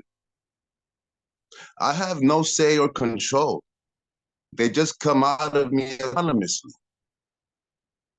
I've watched helplessly as gerunds dangled participles while adverbs verbalized adjectives with the nouns that directly object being indirectly subjected to the prepositions which their written notations have jotted down on my inscribed scribblings to indelibly etch into the fonts of my memoirs. Periodically, the sentences tend to clash with the clause phrase in my paragraph. Periodically, the sentences tend to clash with the clauses phrased in my paragraphs, so that my pen pauses, but only for a moment, till it then proceeds to regale this riddle of the anecdotal soliloquies fairy-taled by the stories in this allegorically poetic lullaby. Like a ballade-filled sonnet gently nestled in an intricately lyrical bonnet, metaphorically postulating theoretical hyperboles which conjecturally hypothesize over the idiomatically syllabic stanzas comparably analogous to the protagonistic antagonism synonymous to the antinomy of this parable. Now, is that so terrible? Thank you. Oh my God, Coz. Everybody give it up for Coz. That was Antagonism. Come on now. Another one? I gotta give you mad love. What are you talking about? Can you just bring joy? Protagonistic antagonistic. It's joyful. You're amazing. You're amazing. You have a gift. Stop playing. Stop playing. Thank you so much, man. For real, it means everything. Cozzy, do you have another poem for us, or is that all? I can spit another one. I can spit another one. It doesn't matter if it's a cover or it's an original. We love you and we want your work. I appreciate it. I love you too, man. All right. I could spit. Let me see this. Okay. I could read this one. Lifted Veils. This one is titled Lifted Veils. Some of you may have heard it.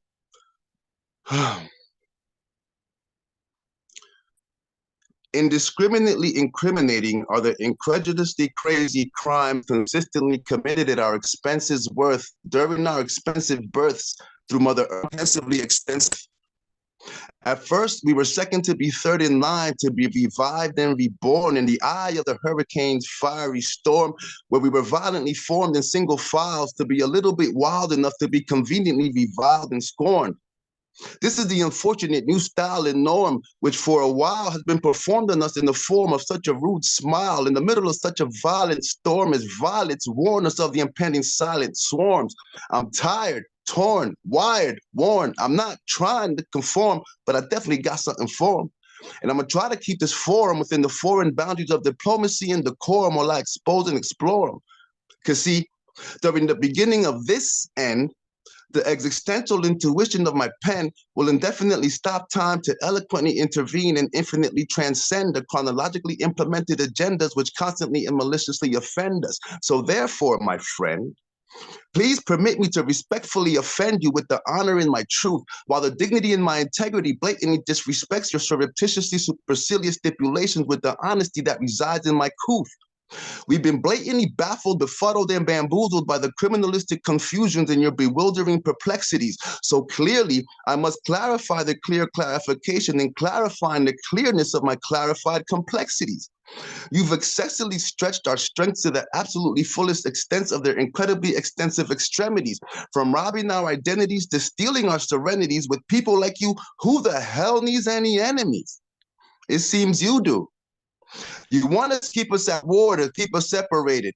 You want us distracted from your evil agenda. You want us ignorant so you can imprison us. You want us divided so you can conquer us. But it's time for the evil veils of the world to be lifted to the point where they can only be noticed from a distance and eventually wiped from the history of our world's existence with a persistent tenacity, insistent on the righteous infliction of a viably vicious type of veracity. Complicit with the mission and the vision at hand, because divided we fall, and so united we most definitely must stand. I say this because I am an anonymous anomaly with a quality over quantity philosophy who's still waiting for an apology. But honestly, I'm oddly in harmony with the modesty of my prophecy's odyssey, because undoubtedly honesty is always the best policy. Meanwhile, my mental optometry is a subconscious commodity instrumentally essential to this quintessentially influential monopoly, which is an integral part of my incrementally monumental pathology.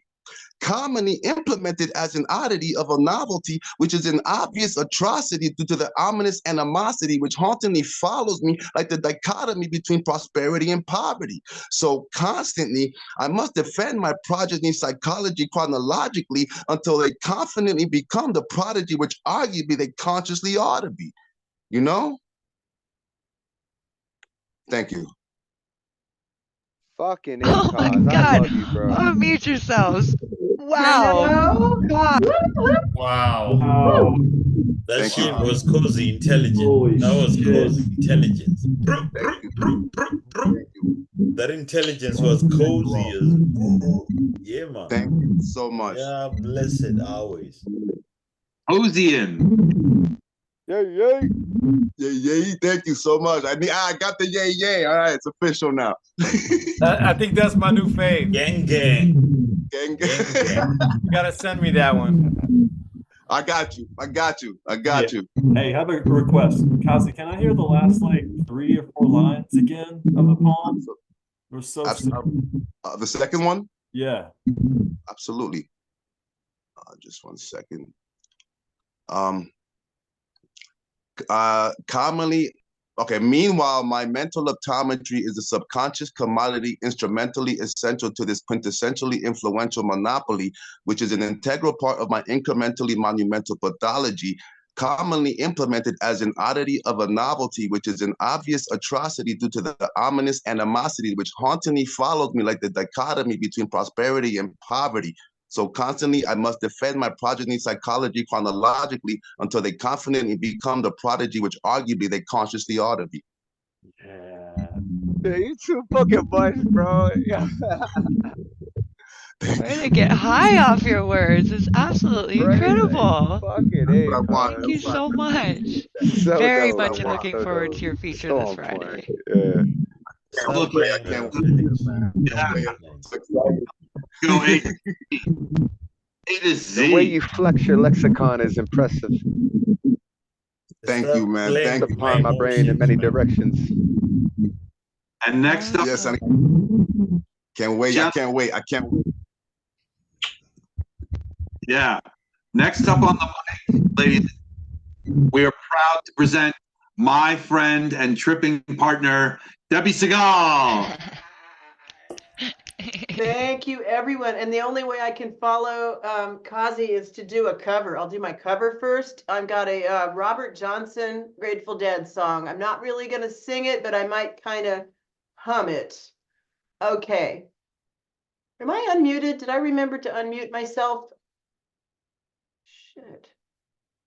Yeah, you're good to go. Oh, okay. God, I'm like, what am I doing? See, we'd be in tripping buddies. Like, I'm all confused now. Okay. Box of Rain by Robert Hunter.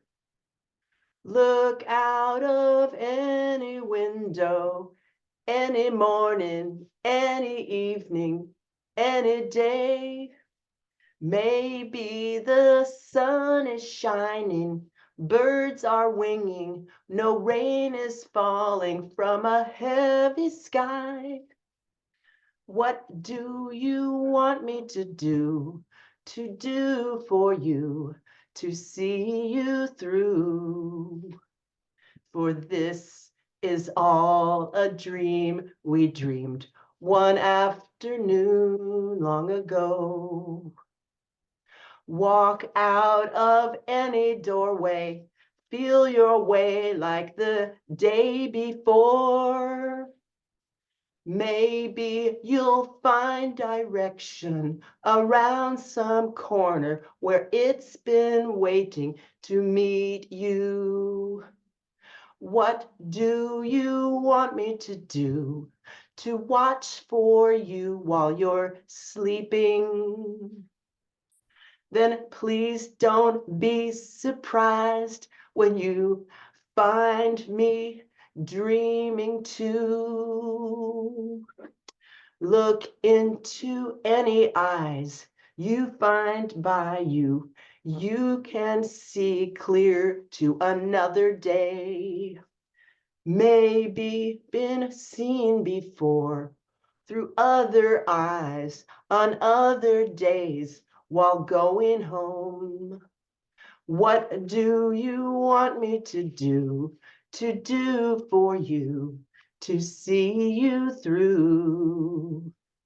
It's all a dream we dreamed one afternoon long ago.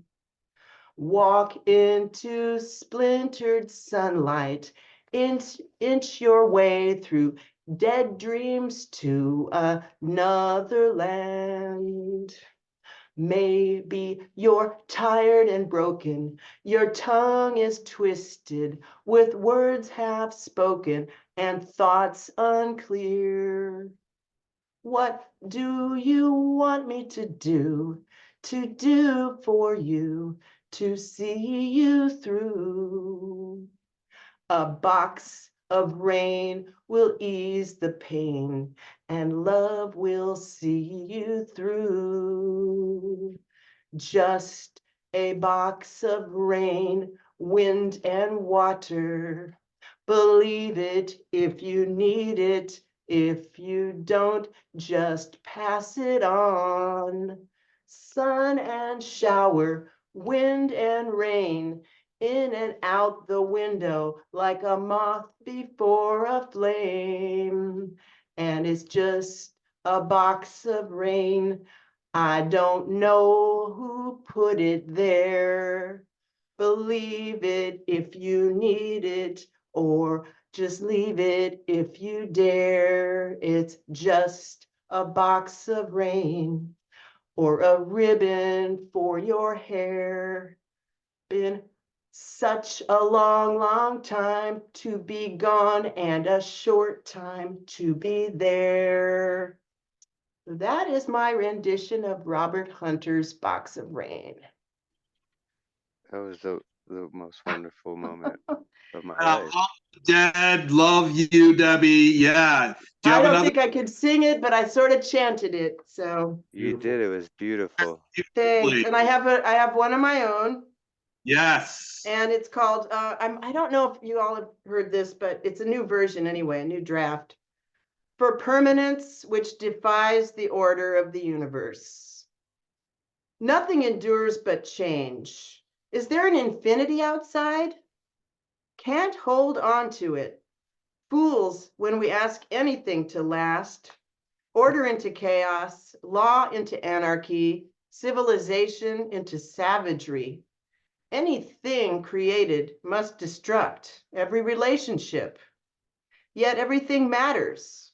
Longing for friends right here, left and gone. Longing for amends to and from. Longing to connect. I dismiss and reject hope. Oh, hope, you trite trope, you played me for a fool. I smashed beliefs with sacred tools, tore up the rules, burnt them up in sacred fires, turned the volume up on ambient tunes, shaking out toe jam from old shoes. In my new shoes, I rake the leaves off sidewalks past. At last, I understand what you tried to say to me with sunflowers, Vincent with lonely chairs, with prostitutes who cared, with holy shoes, the blues, uses of sky, the muse, the Jews. Don't lose faith. Long ago, Pandora's box, I'm told, was locked, and Lot's wife ignored the rules. I know longing. Now, no longer longing. Confused? Long ago, the dazed and crazed praised the blazing dawn, and then gone, gone, gone. Thank you. Amazing. Thank you so much, Debbie. Everybody unmute yourselves and give it up for Debbie. Yeah, Debbie. Deb to the Yes, people. that was beautiful, Debbie. Beautiful, beautiful, beautiful. Beautiful. Thank you, Debbie. And Oh yeah, lyrics I'm are supposed to poems. toot my own horn, like where's Whisper Poet? I'm supposed to toot my own horn, but I'll do so by announcing Whisper Poet will say something. Say something. I was gonna do something before I was start because I'm after you, so I was gonna do an announcement. But Whisper Poet, if you would like to do that announcement. Okay. That's the announcement we were wondering about. Okay.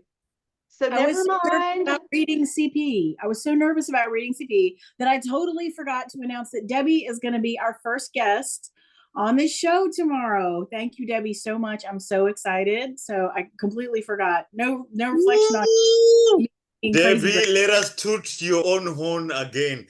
That is amazing. Art When of you the announced artist. it, Debbie will be our first guest tomorrow. She'll be interviewed by Whisper Poet, and share some poetry from us for us, and it's gonna be wonderful. It's mostly a feminine event, so gentlemen, if we come, just we mute ourselves, we let the ladies do a thing, and we learn from them. Okay. What time is it? It is that is 5 so p.m. amazing. Eastern. The 5 moment p.m. you Eastern. announced it, I said it's going to be Debbie in my heart. I don't know how I knew it, and I can't believe it. It's like just that happened. True story. So you say 5 p.m. Eastern time tomorrow? Tomorrow at 5 p.m. Eastern. Yep, will be the Heart of the Artist, open mic Heart of the Artist, hosted by Whisper Poet KataLyst. Where's the link? Where's the link going to go to? It's the same room. Just come back to this room. It's the same Zoom. Yep, same Zoom room. We'll post flyers on the Instagram and stuff. Yeah, we're excited. You know, we got another show now under our belt here, and I'm really excited for it just because we get to learn about all these amazing women. Well, that's because and where they KataLyst came is just from. sitting there doing nothing all the time, just hanging out, never helping out.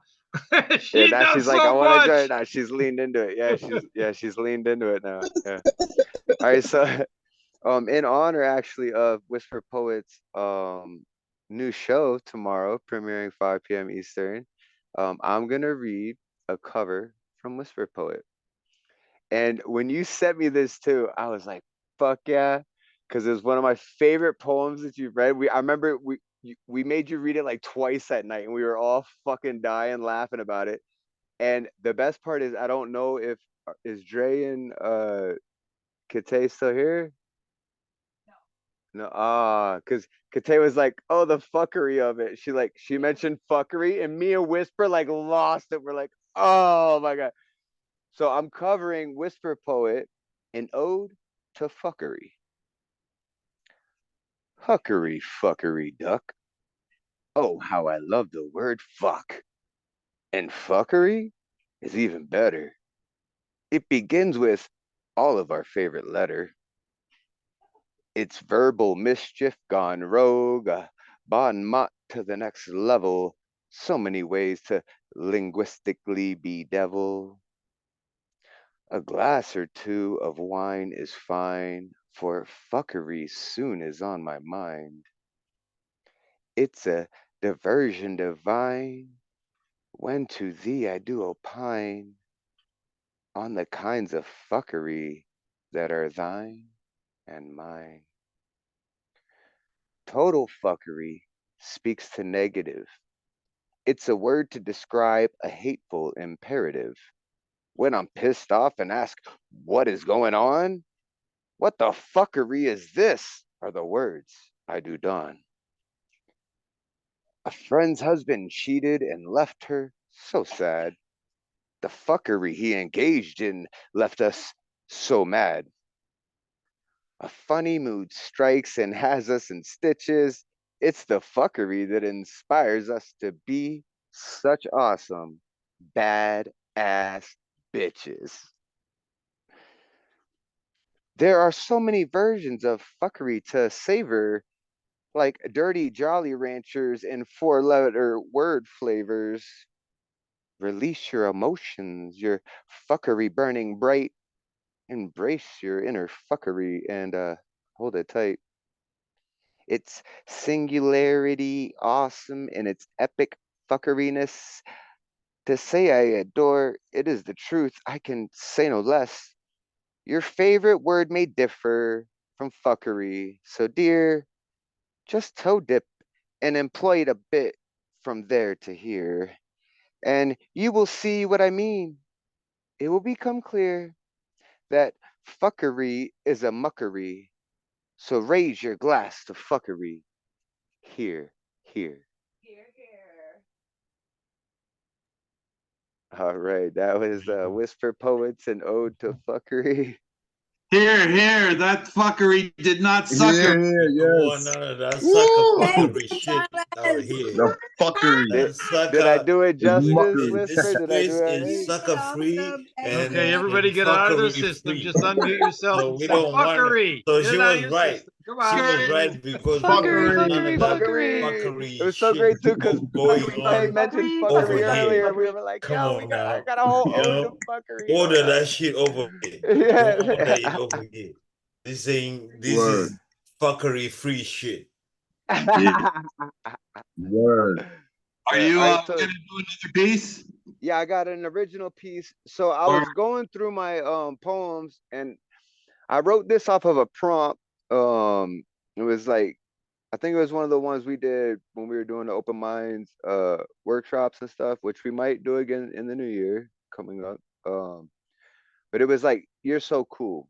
Like I think it's cool, or like you're like, it's just about something that you think's like cool, right? And when I think about something, like the coolest thing I could think of right now, if I were to close my eyes and like picture the coolest thing on earth, I picture that lady up there, y'all see. My wife. So I wrote this. It's called Jessica, you so cool. I only wish the best for you, my stony dear, sweet Jessica. I think it's pretty fucking dope watching you float around so high like the ground is a lie. Not even there, swimming in thin air. Do I dare request a kiss? With the minimal amount of minerals in my mouth. So often circles of hearts surround me. Your softened vocals and parts ground me. No joke, it's so damn cool the way you move. I toke hits and slam fuel, made with bits of your groove. You always seem to prove to me a few Sunday dreams grew in me. Thanks to you, blanks I drew became clear. Regain sight sear whenever you came near. Clever, cool, witty, and smart. Never drool, got the prettiest heart. Your art, it's amazing. The way you rearrange things, no bore, outsmart, blazing. The saying's true. Strange brings digging bones from the earth to stuff them in your purse, picking stones, some only worth the rebirth from you. Always score purrs from our furry kids. Hurries, it's time for some bliss that this rhyme is meant to get. So fly by and swoop in with your sexy lips. I got the kiss. I wrote that poem just so I can get the kiss. I got the kiss. It worked. Cute. Cute, cute, cute. Give it up Whoa, for that was Thomas. You beautiful, know, when TV man. used to end at the I very That last was thing, remember and doing break beautiful, the some. yo. bonds of Yo, Earth. You I broke the thought you bonds was of gangster, Zoom. You went out of yo. one I square thought into you the was other. gangster. Now you simping. You Oh broke the man. bonds of the box. That gangster I love. love My best He thought friend he was just good. lost the her. gangster pass. I'm sorry. Yeah, Hey man, hey, gangsters, to both gangsters of need you. love Much too, bro. love. Gangsters need love Much too, bro. You know what I'm represent. saying? That was awesome, man. That Love was is awesome. That all was life beautiful, that there man. is to Perfect, be. perfect, man. Yeah. Word. Yeah, again, the first piece was a shout out to Whisper and her show tomorrow. And then the second piece was a shout out to my lovely wife and the show y'all are at right now. The best part So of that was watching the two of you smile at each other throughout the whole thing. Mm. I love it. Yeah, I don't think she's heard that one in You a should have minute. seen That him was on something New I wrote in a Year's. workshop like a while ago. Oh, that was pretty new. That was cool. Thank you. Yeah, I don't think she remembered that one. I don't think I've actually read that one to her. Might have been a surprise. So sweet. Thank you. All right. Well, up next we have Mr. Tez. Tez, so excited to have you here. Thank you so much for coming. If you could Thank please you bless all us with some for words. thank you all for creating this space. I dropped my info on the chat. I got an original one, and then I have a copy. But I wanted to take a moment, and I've been trying to acknowledge the important contribution that Paul Skiff has made, and I've been wanting to summarize it in a really concise way. And I found this one paragraph that I'd like to share because it really expresses what I think Paul Skiff has done for me and my work. And it's called the traumatic reel. When one is caught in a trauma, a concentration camp, a torture chamber, racism, patriarchy, what keeps one alive is the notion of bearing witness. I must survive in order to tell the other, what really went on here. The second trauma, and I think this is where Paul Skiff intercedes very precisely. The second trauma takes place when this recognition of the first trauma through its symbolic integration necessarily fails. My pain can never be fully shared by the other. It then appears to the victim that he or she has survived in vain, that their survival was meaningless. The victims of rape in the Bosnian War, for example, were traumatized again by the denial of symbolic recognition. That is to say, when the narrative of their ordeal was either dismissed as fantasizing or perceived as a sign of their complicity, whores deserve it, they are stigmatized, dirty. Most of the suicides with these victims occurred at this point, not in the direct aftermath of the original traumatic experience. This is from Zizek, A Plague of Fantasies. And I like to also recall that the survivors of the Battle of Cannae in 216 BCE were also socially, symbolically denied by being arranged as the legions of shame, and they were the ones that were sent in to battle the hardest battles. They were sent up front, the same way that the Buffalo Soldiers were also done in the Civil War, and the same way in Vietnam. So I thought that Paul's work is, I'd like to summarize it in the importance to me, and I wanted to express to you how important what he has done is, because he has interceded in the most important Hegelian dialectic, which is the symbolic reintegration of the original trauma, which is something that poetry has been trying to solve for many of us here. And with that, I will jump into my piece. It is a haibun, which is a Japanese form, which is a narrative about the present and then summarized by a haiku. The narrow road into the depth of 2024. Epigram. Make the universe your companion, always bearing in mind the true nature of things, mountains and rivers, trees and grasses, and humanity, and enjoy the falling blossoms and the scattering leaves. Matsuo Basho. Haibun. The year bleeds out, a rusty stain on the graffiti walls as I cross the border into the depth of 2024. The sun, a weary eye in the sky, bleeds gold onto the endless concrete and tar streets. My bones, brittle as spinef, echo the syncopation of the tires on the parched earth. Was it always this quiet, this surrender to the vast emptiness? Or did the world once hum with a cacophony of interpassivity, a symphony of connection and meaning? Now the silence screams a void where the surrender once bloomed. The social symbolic, once vibrant, hangs tattered and faded. The threads of connection, frayed and brittle, whisper of a surrender to the inevitable. Yet, in the ghetto desert of understanding, a strange peace settles. Perhaps and the shedding of the illusions, a new truth awaits, raw and unvarnished, like the sun baked in your current clay, earthen beneath my tired feet.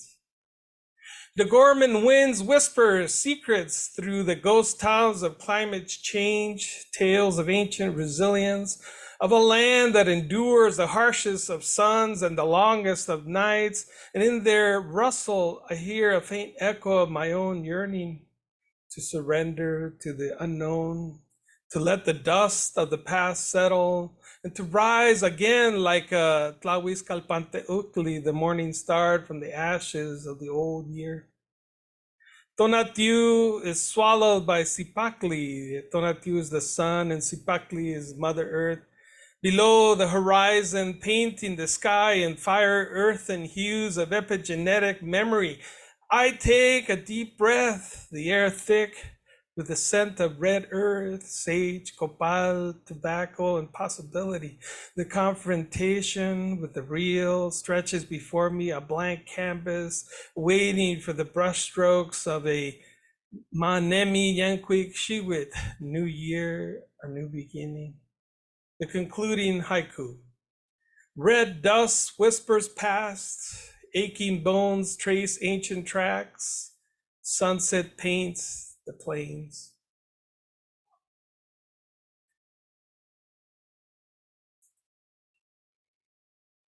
And then how are we doing on time? I have the cover piece. We're still good? Yeah, go ahead. Go All for right. it. I'm going to share that a was piece fucking amazing. Thank you. by Cynthia Huntington. I don't know if you guys know her. It is a piece titled Shot Up in the Sexual Revolution, The Adventures of Susie Cream Cheese. 1. After 20, I stopped counting, not like my friend Beverly, who sewed an embroidered satin star on her bell bottoms for every new guy she fucked. She had them running down both legs and around the billowing hem, and was starting up in the inseam when the jeans gave out in the wash. It was a boy's game, and anyway, those years are extended homage to the penis, the guitar playing, the penis, the drums saluting it, saluting it, cock, rock, Molotov cocktail, the motorcycle grip between the thighs.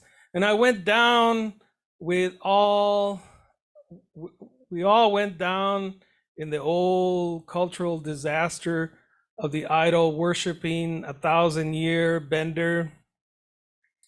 Only this time it was the adolescent member, oiled and lathed, the thrust forward, arcing, thin with egg, all tight flesh, poked upward, claiming its own, how it came and went, penetrating, but never settling down, and how often we were caused to admire it.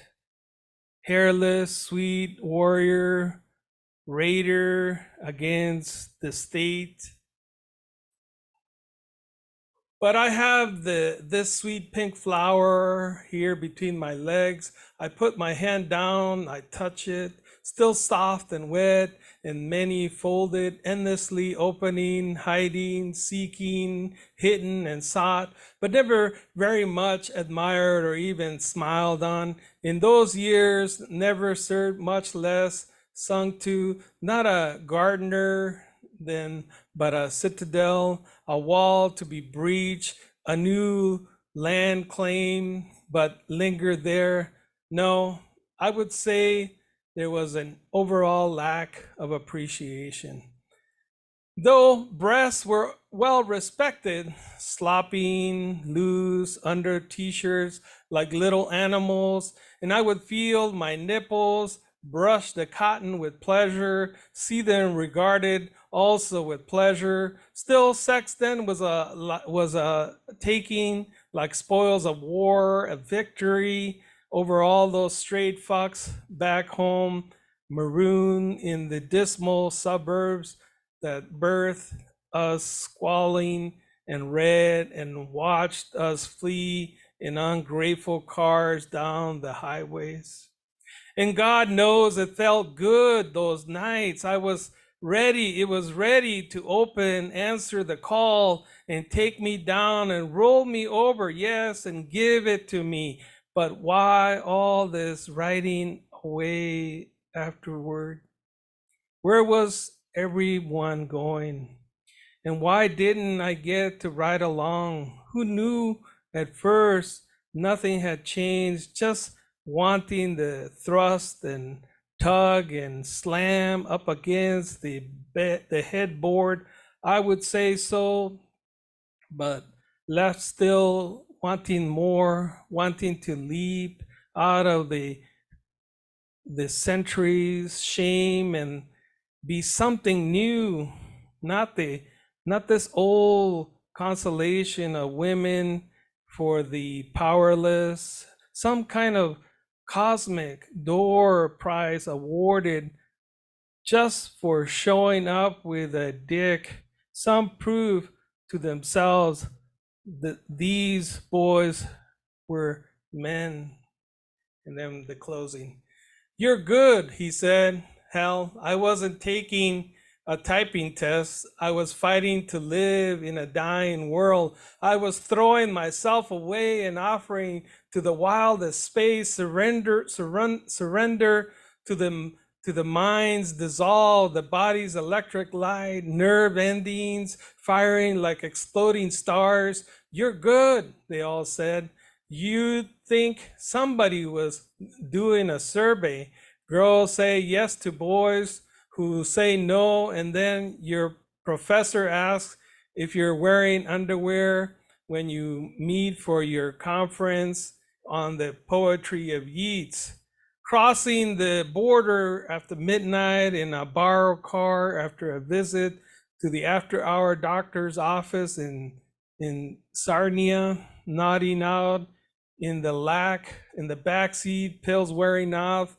He was a legend among undergraduates, cheap and reliable, always on call, until a month later, the headline screamed, "Abortion doc," when a girl died in his office and he dragged her down to the river and dumped her body in the underbrush. In peace. You never fail to, as you really go deep. Incredible work. Thank you so much. Yes, Yeah, everybody unmute. Amazing. Real quick. Professor Tez. Wow, great I original, learned every unbelievable time cover, I and thank hear you it. for honoring Paul. Yeah, the original, like it was a lesson. Like Professor Tez, man. Like yeah. Storytelling on stilts. Storytelling Yeah. on stilts. I was Great taking notes. storytelling I on was taking notes. stilts, yo. Yeah, No like kidding.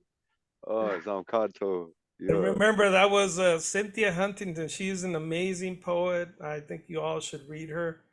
I found her through Sean Singer, and she just blew me away. She does a lot of layering the way I like to do, which is to start out with intimate and then just like roll in the context of Yeah, history and it's a place. journey. Yeah. I think she has Susie Cream Cheese in more than one poem, if I recall, but that really stuck with me. Yeah, so does Frank Zappa. Susie Cream Cheese is the Zappa reference.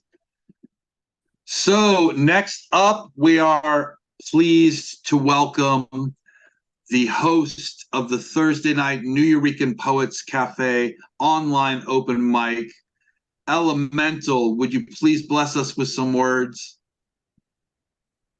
Peace and blessings, poets and family. How y'all doing this evening? Oh my goodness, it is great to see y'all. Happy New Year. Man, couldn't be a better start to 24, right? With the greatest community in the world, really. really, to every poet who touched the mic this evening, before me and after. Thank you for your energy. Appreciate you rocking with the Magus for real, man. Chaos Magic is on the move. I appreciate you. Listen, y'all just incredible. Every one of y'all is just incredible. I'm gonna share 2 pieces with y'all, cover and one of mine. So this is my hat to the back for my cover and spin it. All right, this, I like to read this really a couple of times a year because it reminds me why I do what I do, the way I do it. Because these cats told me it's all right, right? And every time I run across cats, they remind me that it's all right. But these cats really put me in a position to do what I do. This is The Last Poets. And this is When the Revolution Comes. When the revolution comes, some of us will catch it on TV. With chicken hanging from our mouths, you'll know it's revolution because there won't be no commercials. When the revolution comes, preacher pimps are gonna split the scene with the common wine stuck in their back pockets. Gay won't be so funny then, and all the junkies will quit their nodding and wake up when the revolution comes. Transit cops will be crushed by their trains after losing their guns. Blood will run through the streets of Harlem, drowning anything without substance when the revolution comes. Revolution is silent. I hope pearly white teeth fall out of mouths that speak of revolution without reference. The course of revolution is 360. Understand the cycle that never ends. Understand the beginning to be the end and nothing in between but space and time that I make or you make to relate or not to relate. To this world outside my mind, your mind, speak not of revolution until you are willing to eat rats to survive. When the revolution comes, Black cultural centers will be forts, supplying the revolutionaries with food and arms. White death will fall off the walls of museums and churches, breaking the lie that enslaved our mothers. When the revolution comes, Jesus Christ is going to be standing on the corner of Malcolm X Boulevard and 125th, trying to catch the first gypsy cab out of Harlem when the revolution comes. Afros will be straightening their heads, and straightened heads are going to be trying to get afros when the revolution comes. Women are going to look like women, and men are going to look like men again when the revolution comes. But until then, you know, I know brothers going party and bullshit and party and bullshit and party and bullshit and party, and some might even die before the revolution comes.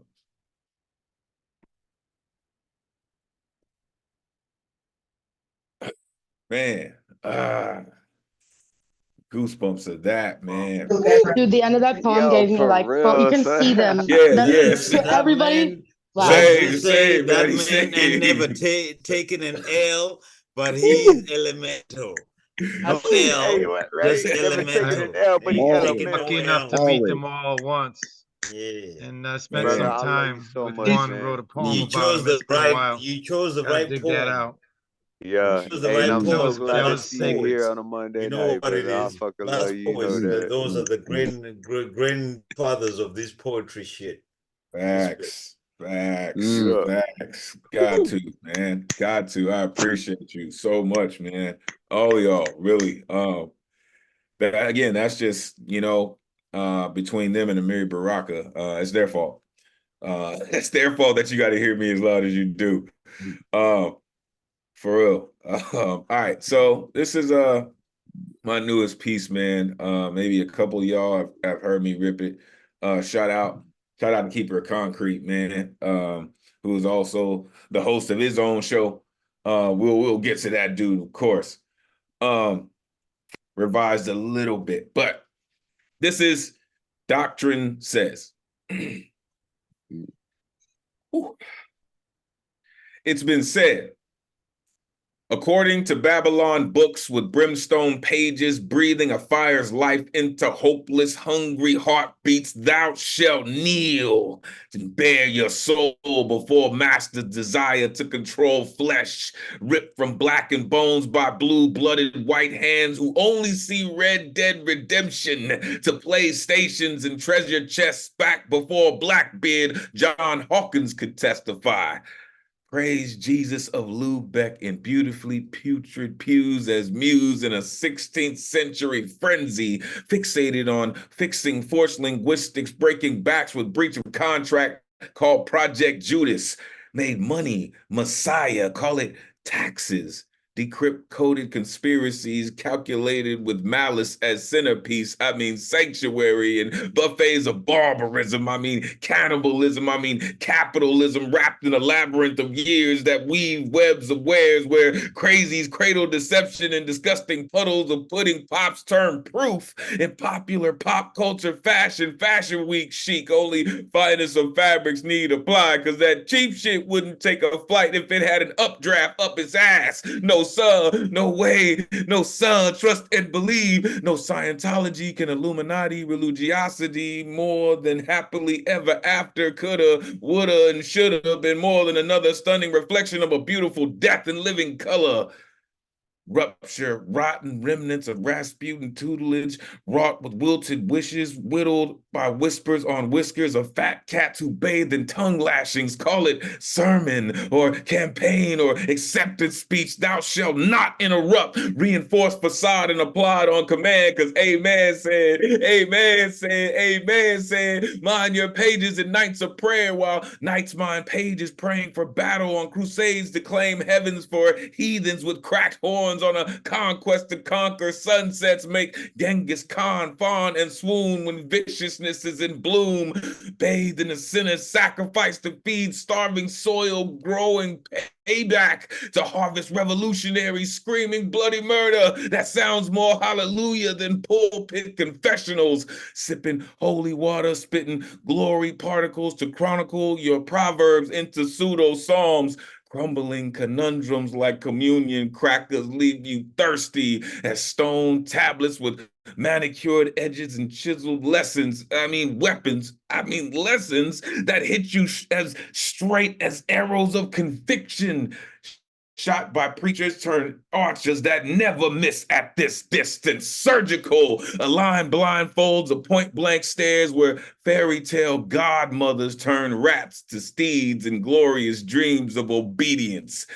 Riding faith-drawn carriages to a land far, far away. A land of milk and honey they call utopia. Peace, y'all. Wow, everybody open your mics. Give it up for Elemental. That was awesome. Elemental. The You're Stone too God good, bro. in the building. Hey, you're Stone God fucking, bro. You're always so good. Like, doing what I Stone love God you. do. So that's what we do. Mind blowing, That mind pen is blowing, We man. gave it a CP fire, side at the bro. end of that one. The Stone God always doing what Stone Gods do. Yo, Always. hitting that paper with a thunder and that lightning, dude. Elemental who don't take no L's, who is just elemental. Your pen must set the paper on fire. Bro, shit, I'm trying to say, like, he standing on can't the even use train a computer. It would platform and the fry it out. He express can't went write by. it. It would catch it on fire. Do you carve your poems into stone? Man, Like, how listen. do you get these things on? How do you get these words written down in this reality, bro? Like, Hey, man, I'm a For conduit. I am a conduit who actually loves it, man. Like I live for those downloads. You know what I mean? Like I Word. live for those downloads, man. Like I stay open to it, man. So I never miss an inspiration. You know what I mean? Like you're always anticipating your next heartbeat. You know what I mean? Your next breath. I'm always anticipating the next download. Like, what is the next one? What's the next inspiration that's gonna get me, man? Because I'm ready. You know what I mean? It's 24, man. I thank y'all for just charging it, man. You know what I mean? It's a long way to go, yo. But here we go. We starting off on the right foot. Appreciate y'all. For real. Thank you so much, Elemental. I feel like I was standing on the platform when the express went by. Even when you talk, it's poetic. I'm waiting on the next heartbeat. Like, all right, okay. Appreciate y'all, Amazing. bro. Thank you so much. Up next, we have Cece, who's going to perform a song for us, I believe. Cece? Okay. Thank I just wanna give mad love to just everyone who's ever hosted one of these and understood in the hosting of it that it's the poets that are making it, and to get out of the way of the love that they are providing the room and the platform for. And that is sacred. That is, every time you say greatest community of the world, you're talking about the entire world of poets who have come together through this, what I call Eugenics 19. Yeah, I said it. So I love lifting up new voices and finding people, whether it's in poetry or I think everyone has a soul. And this piano belongs to Kathleen, and my book it took a year to put together. It's 25 years in the making, 20-year-old anniversary is dedicated to her. And I wouldn't have this piano to play. So I just got for my, put together, during the holiday season, I'm going to start making chapbooks.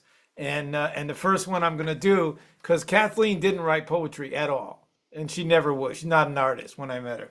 And then one day she said to me, I don't write poetry and you can't make me. And I said, that is the name of your first book.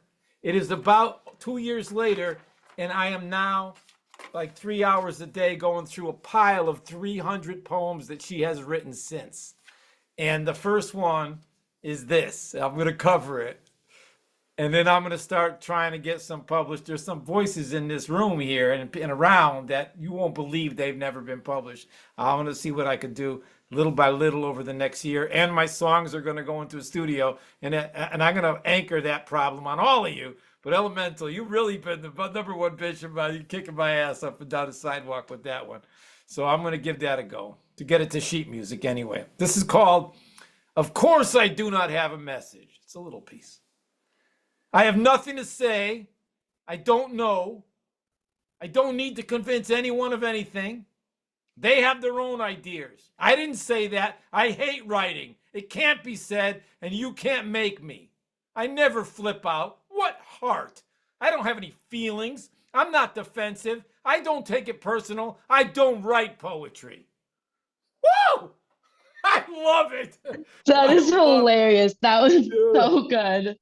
Yeah, it's good. It's good. So to be honest, you actually don't need to convince anybody of nothing, because your writing is echelons ahead of eons ahead so of, that's stars above. So I'm happy about this that. is her piano. Thank you, my friend. I love you. And the Human Room Open Voice, which I don't plug enough of, is not about me. It is an online venue. It is 2 years old. It is different from all of these things. I am batshit crazy for making it. Zomkhonto knows what it is. He's been on it. And you basically need to get your name and your email and read these 9 things. And then press send. And if you never do nothing else, you're part of this dream. I did it. And I'm just a I think I did dreamer. it. Then you're going to get the next invite. It comes once a month, the day before, on the second Sunday, which just happens to be the same as CP's new thing. But I don't care about that. You go where you want to go and do what you got to do. But it's fine. So anyway, it was New Year's last night, and believe it or not, CP called me and said they're going to go all night. So I was busy at family, at friends and company, and I jumped on after midnight, and I did this. And those 2 lovebirds were just sucking face beautifully, man. I loved it. They fell in love during the song again and again, but I love it. This is one of my oldest songs that I played when I first started doing guitar at poetry readings, and I redid it for piano, and I'm going to give it another shot. And you know the story about me and the musician thing and all that, yada, yada, yada. It's called The Sun's Coming Up. It's my New Year's song now. But he's my favorite musician, so how does that?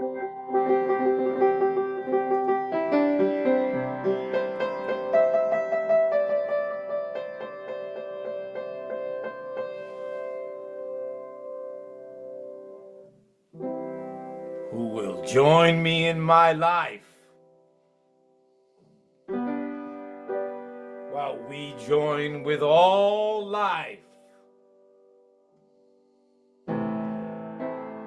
And together we will dream on for every next one. Oh, the sun's coming up, but it's really not morning, and I'm looking forward to your light in my life. Oh, I am in transition. My life, it's a changing. And the way it will be will not be what it was. So as I go through this and things become heavy, stormy and gray, and not looking up, I'll see that the ground and the long road before me might, oh, it just might be a way to move past feeling stuck. Oh, now I'm getting tested.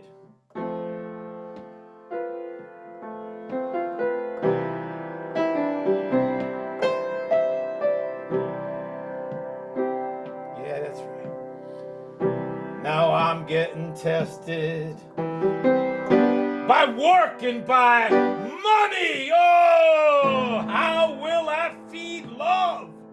How will my love be fed? Oh, at the same time, the very same time that I'm living a story, the story of my life. I just might realize I create. Oh, the course of my life.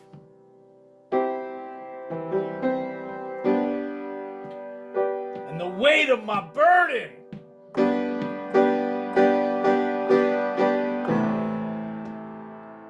And realize my state of mind is my own choice. So I'll try not to invest in what is depressing, lonely or sad, or what feels like the end. Cause really the truth is, there's a new day dawning. So why not the next page of my happy life?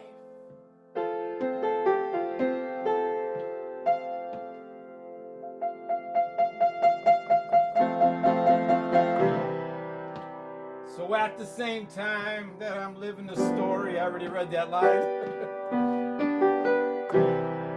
So why not just let the fact that I've traveled so far through my dreams just to reach my present chance. Now, as a result of all my trials, I'll admit, I've cried enough true tears to reach here. There's plenty of poetry.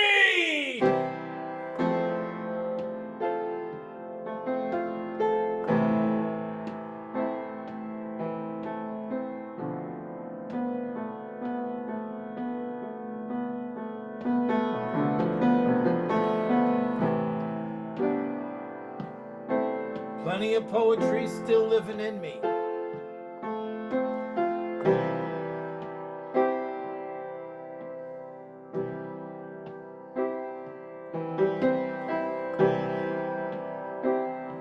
And plenty of songs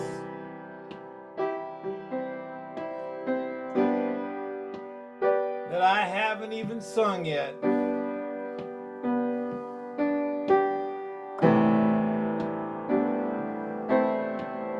And many a loving times that I haven't lived yet.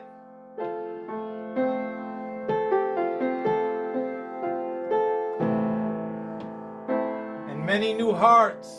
And perhaps even you all are the ones.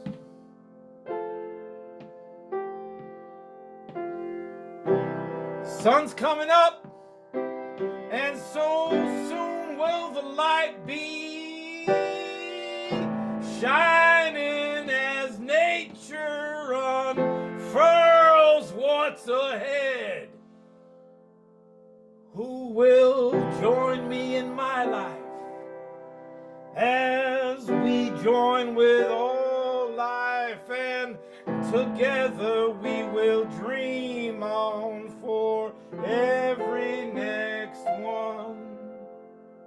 Oh, the sun's coming up, but it's really not morning, and I'm looking forward to all your lights in my life.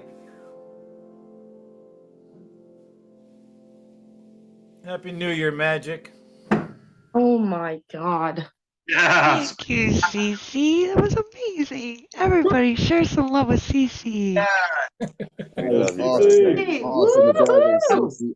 Thanks, you Always just awesome. like preeminently healed my entire year with that song. That was Yeah, right? that was She said delivery it, of your soul to the delivery of the other person you were Yeah, speaking. I get scared. I get lost. I lost the words 3 times. I lost the notes about 20 times. It don't matter. But you know I just what? keep going. You pulled I it do it off for and it you. I sounded do. beautiful no You guys matter what. keep Yeah, me like we alive. didn't know You keep me you alive. lost the words. Like we was in it. Like you Yeah. that's how you roll when you know when you trip and you just roll with it and go with it. Nobody knows, man. It was beautiful. What a beautiful performance. Much, We much love you, love brother. and respect. Yeah, much love and respect. So Up the next, Human Room Open Voice is a it's not an open mic. It's a free speech platform. Once you read those 9 things and you just show up or don't show up, you can say anything in accordance to that. It's kind of a constitution. That the idea is based on benevolence. If you go to ccarshagra.com, there's a tab that says THROV. There's 2 videos. Watch that, do that. And to be mad honest about it, it needs about 100,000 people. And then it's gonna be the only, it literally, this sounds stupid, but it is. There is no URL on the planet Earth that belongs to people. I'm making one to give away. That's just I don't know how stupid or cold or cocky, it's not about me, but that's I read through the 2 years thing, deep into it. and I love the concept. I love the idea. Like everyone, y'all need to go check it out, support it. Like CC, we love you. It's amazing what you're doing with Thor. Like it's dope, man. Thor, that's cool. Let's throw up. I gave it a Throw word. up, It's an yeah, acronym but throw you up. could The say. open, It's good. the No, open but the room human URL voice. will belong to the people. The logo. It's too long to talk about. I'm not good at talking about it. I need somebody who. Anyway, I'm here. We'll find a spokesman. We'll get some graphics made up for you. We got you. okay. Next up, I've heard from a little bird that this man's birthday is coming up. It is January 11th. I've heard. Give him gifts and give him love. It is the inimitable Zomkhonto. Oh, happy birthday, Zomkhonto! Yeah, cool. Today I'll honor 2 very strong poets who actually means something to me. First of all, humans. We talk of pride because we swallowed humiliation. Irony is an intellectual subject, like plain truth is a real embarrassment. Filth that took over our common conversation, replaced love, and denied to us each day, we crawling on your cheek, the end lived before in a tree of the plaza. Now it shares with you the misfortunes of nature. Different with our stupefaction, the conspirator is complacency. If you are liberated by one pure smile, not provoked from the boot of civilized contentment, grinding on your spine, escape to your life. Where does the institution come from? Who are the institution's parents? Where does the institution go to complain? Is there a website where it can look up society's office hours? If the institution is caught in a train delay so that it misses the deadline for application, is there hope that this excuse will be accepted? When the institution receives a rejection notice, does it feel like no one understands it? How do we standardize reputation of a behavior? Say, paying an entrance fee. So it becomes involuntary, like breathing. The institution has habits. The institution saves its top floors for occupants who get turned into rule puppets. They speak without a human voice. They down their throats in a private world of a regulation of audits. What is there in their superiority? Something that makes sense? Or a language not meant to be spoken? The institution falls on top of people, ponderous and unaware. It sounds like bags of money hit the ground. It hit the ground money first, because money hurts. The institution is polished and shined. It is updated and insured. The institution is real estate. It is like a person with status backed by a power holder. An expert announces their own triumph in a theoretical squabble that promotes the institution's monopoly. A definition of life, where the concept of credit slips the debt into your future and you drink it without even knowing. The institution's actual location is in the blankness of your mind. The more inscrutable the institution becomes, the more its truth is supreme. If the institution had not made you in its own home, you would live in hopeless cognitive darkness, empty of symbols. There would be no cure. There will be no judgments. There will be no beliefs. There will be no rite of passage. There will be no sense of belonging. There will be no fashionable hairstyle. More than anger is the creation of the institution. That is why the institution has put itself inside you. That is why you do the institution seeing, given your eyes back. What would you do? Given your eyes back, what would the inside of you look like?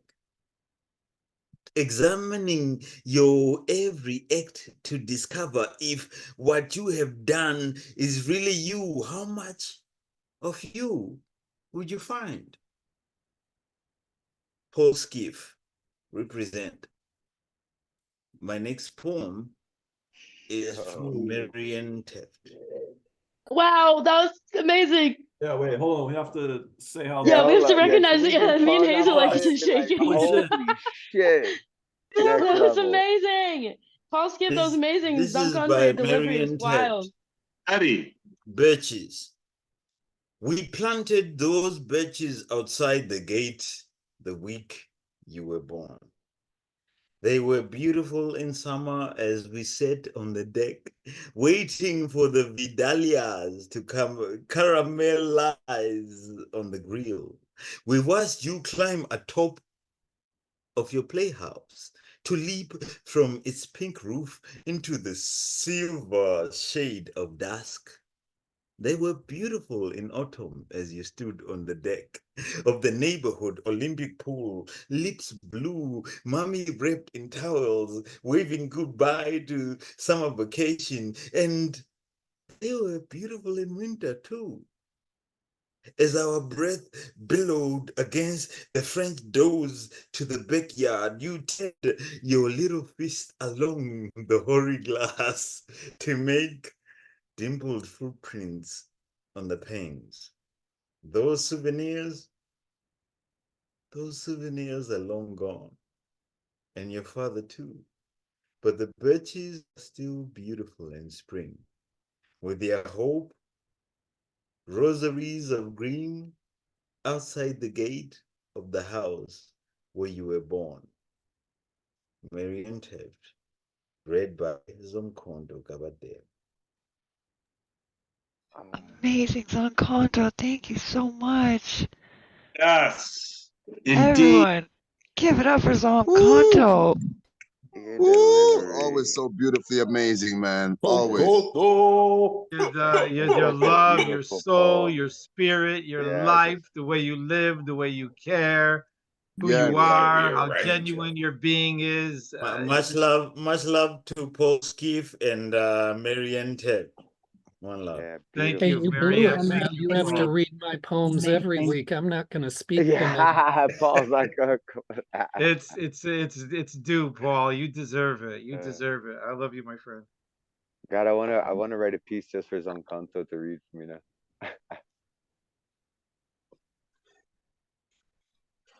All right, so up next we have the razor blade that razor blade shave with CP Maze. Could you please unmute and bless us with some words? Hey everybody.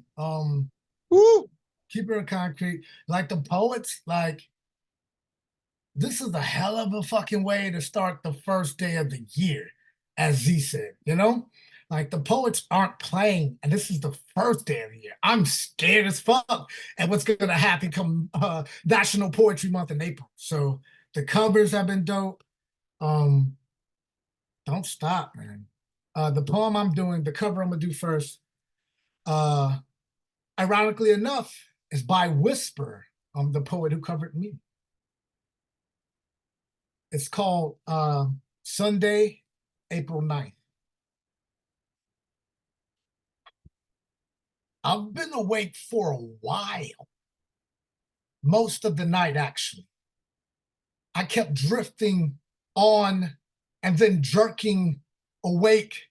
And then I would remember and cry some more.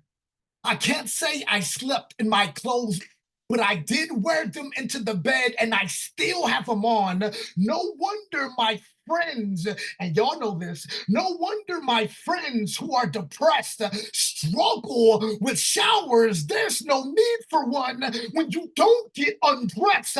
My heart got undressed. It got undressed and it shivered all night. Under the winter weight, down comforter that made us sweat because it was too heavy. I couldn't get warm in my clothes under the blanket, so I just laid there with anguish bleeding from my face. My eyes are swollen, and my face is burning from salt. But they say salt heals, so I guess I leave it there, even though it hurts. My face can get in line behind my heart, and lying there, I felt so vastly empty. I looked for Xanax, but I don't have any. There's only an empty pill bottle, and looking down until its pill-less interior was the visual representation of how I feel. I couldn't figure out what to do. I couldn't figure out where to go or who to talk to, so I did nothing. I went nowhere and spoke to no one. I just laid there and shivered and cried and lying in the bed. I looked up and saw your brown towel hanging on the hook by the shower. I can't breathe. I can't eat. I can't sleep. I can't exist like this. I can't compartmentalize. Oh, I can go and fly here in pain. I'm lying in a pool of pain because I bought this mattress for us. I bought this bed for us. This fucking yacht of a bed, and I'm lying in it trying to dog paddle in a tsunami wave of hurt. So I sat up and stood up and went to the bathroom, and I looked at the brown towel, and I couldn't bear to look at it anymore. I began to gather up your things. I wanted to take a shower with your shower gel and use your conditioner one last time, but I knew if I did that, I would go lie back down in the Titanic bed. I can't even bring myself to smell it. And I'm not gathering up your things to be an asshole. I'm doing it for self-preservation because every single thing of yours has memories of the past year and a half, and even the empty Dayquil package I found in the blue gas ditch on the top of the dresser. I moved into my room to hold your things. It stands empty with a layer of dust covering it like an old bum sleeping. Forgotten on the street corner. I remember folding your socks and underwear and shirts, putting them into the drawers. You laughed when I told you on the phone I had done this because they were all dirty clothes. I didn't care. It made me happy to think of you having a space in there. I never liked you dragging your possessions back and forth like a vagabond. You were never homeless. You had a country here in my home, in my heart. I'm sorry it wasn't comfortable terrain for you, and I want you to know I understand where you are and what you need. I want you to find it. You deserve to find it. You said on the phone that all you remember is the unhappy of us. I don't remember it that way. I remember how I loved waking up in the dim morning light and seeing you lying there besides me, your bare shoulders pointing skyward, your hair in whirls on the pillow. I remember the radio at 5 a.m. and your morning rumpus in the kitchen. Your home country was filled with music. You never played music here, but you always kissed me goodbye like a fairy tale. Sunday, April 9th, written by Whisper. Thank y'all. Yo, hold up. I need to say something real quick.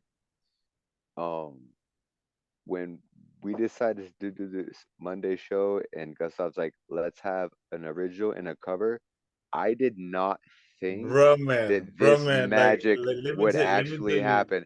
Like to hear you read, how in those Whisper poets, and like how everyone's been reading, like this is insane. Gustav, thank you so much for the idea, because like to hear someone else's words that you know and love come from somebody else, and the styles that it really goes to show that it's really the poetry stands up no matter who performs it. The words are there. The performance makes the piece, but the words are there, and we are all amazing. And I'm loving this, hearing other people cover other people's. It's like you get the best of both worlds. Let me say something. I'm sorry if I'm jumping in. Let me say something about CP Mays. Like CP Mays has an instinct for poetry and an instinct for words that is beyond me. You know what I mean? Like the way he took that and he threw it back. You know what I mean? Thank you. There is a certain quality to how he understands and sees what each word means and how it can correspond to an emotion. When people do that, like when they pick each word and then make it correspond to an emotion, that is not just, that is jujitsu level of of poetry. That's and that's the level that level CP's of poetry. on. It doesn't even You know matter what I what mean? he be like an advertisement for Toyota and make that shit. You know, you take point. you take that from Whisper and you take it and you move it to PC, and then you understand what Zomkhonto said. And now you bring that into how that affects every poem and every word everyone writes. And then what happens when those words leave your mouth? Let the words tell you what the notes are. You see what I saw too. The poem will read itself. And if you're channeling it, you can put the words out. It don't matter who reads it. You put them words out there, man, it's gonna be dope. So I love this he's concept. A performance Gustav, poet that thank came you. up. Can we all? And I'm grateful Can we all real you quick saw give it what up I for Gustav saw. and KataLyst? I'm grateful you saw what I saw, because he's been getting accolades. Like right now, he's been getting accolades. The best you can ever do. Follow CP Mays. Follow CP Mays and follow CP Mays' journey, because like there are people following him who are greater than us, to follow just his journey. And it is greater for us to follow each other's journeys. And I think like the more we flood his IG, flood wherever and he's the beauty going, of that, then we are family with him, and we get to be a part of that. You know what I mean? I was on the. But I believe CP Mays has another poem coming up, and we gotta move. We gotta move because we have like 6 other poets to go. So thank you. I just want to say thank you, CP. Oh, don't do that. Don't, like, I'm not gonna. You almost had me going. That was Do it. Let her have it. Let her run through her. I want to cry too. I know, I'm wiping tears too, man. We all fucking wiping tears on that. Let her cry. We felt you, Whisper. He read it, but we felt you. So don't worry, you're good. Go ahead and cry. I'll never forget that. Thank you. I felt like I wanted to step into Nemo's world for a little while with the triptychs. This poem is entitled "My Crypt." It's micro triptych. And it's a sonnet, villanelle, and another style of a poem, the triptychs. It starts like this. Semper Fidelis. Marines equals Semper Fidelis equal Latin equals always faithful equals 30 rounds of faithfulness, fresh out of give a fucks in magazines, no subscriptions or addresses outside of downrange needed equals Jesus Christ, charging us heaven with taxes and fees excluded. Beware of boogeymen keeping timeshares in lions' dens. Beware, scalping tickets to cross the river Styx leaves the boatsman pissed. Beware, you either be damned to death or be damn good at dying. Beware, shells burn like STDs as your M16 switches from 3-round burst into semi. The few, proud, brave. My Marines left me 2 murder trial pleas at 500 yards, y'all. Naked eye, no scope, no hope. Guys, please. Father, Son, Holy Ghost collection plates are just bar tabs past them. Please, Jim Beam, Jack Daniels, Jose Cuervo, please, bartender, please. Can't apply prayers, scriptures, band-aids on shotgun wounds, please. Damn, if we didn't step on toes when dancing with the devil equals Semper Fi. Equals left, please. Tightrope walkers. All of our riot, dear gods, were sponsored by Jack Daniels and bartenders and bar stools. Hump days without birth control were honored. Late nights lived in wine bottle lighthouses and big farmer powdery noses with Snow White cocaine coke rules. All of our riot, dear gods, were sponsored by alibi parades and karma. Fuel fools who feud with fears burning fuse. Hump days without birth control were honored by storybook endings and rehab sauna sweating like a fallen angel's true truths. All of our riot gear gods were sponsored. Renegade artists in outlaws genre. Infamous or famous fucking with Muse. Hump days without birth control were honored, and late nights lived in light bulbing armor. Dancing with devils, stepping on toes moved. All of our riot, dear gods, were sponsored. Hump days without birth control were honored. Ha ha ha. Whisper, I'm hydroplaning.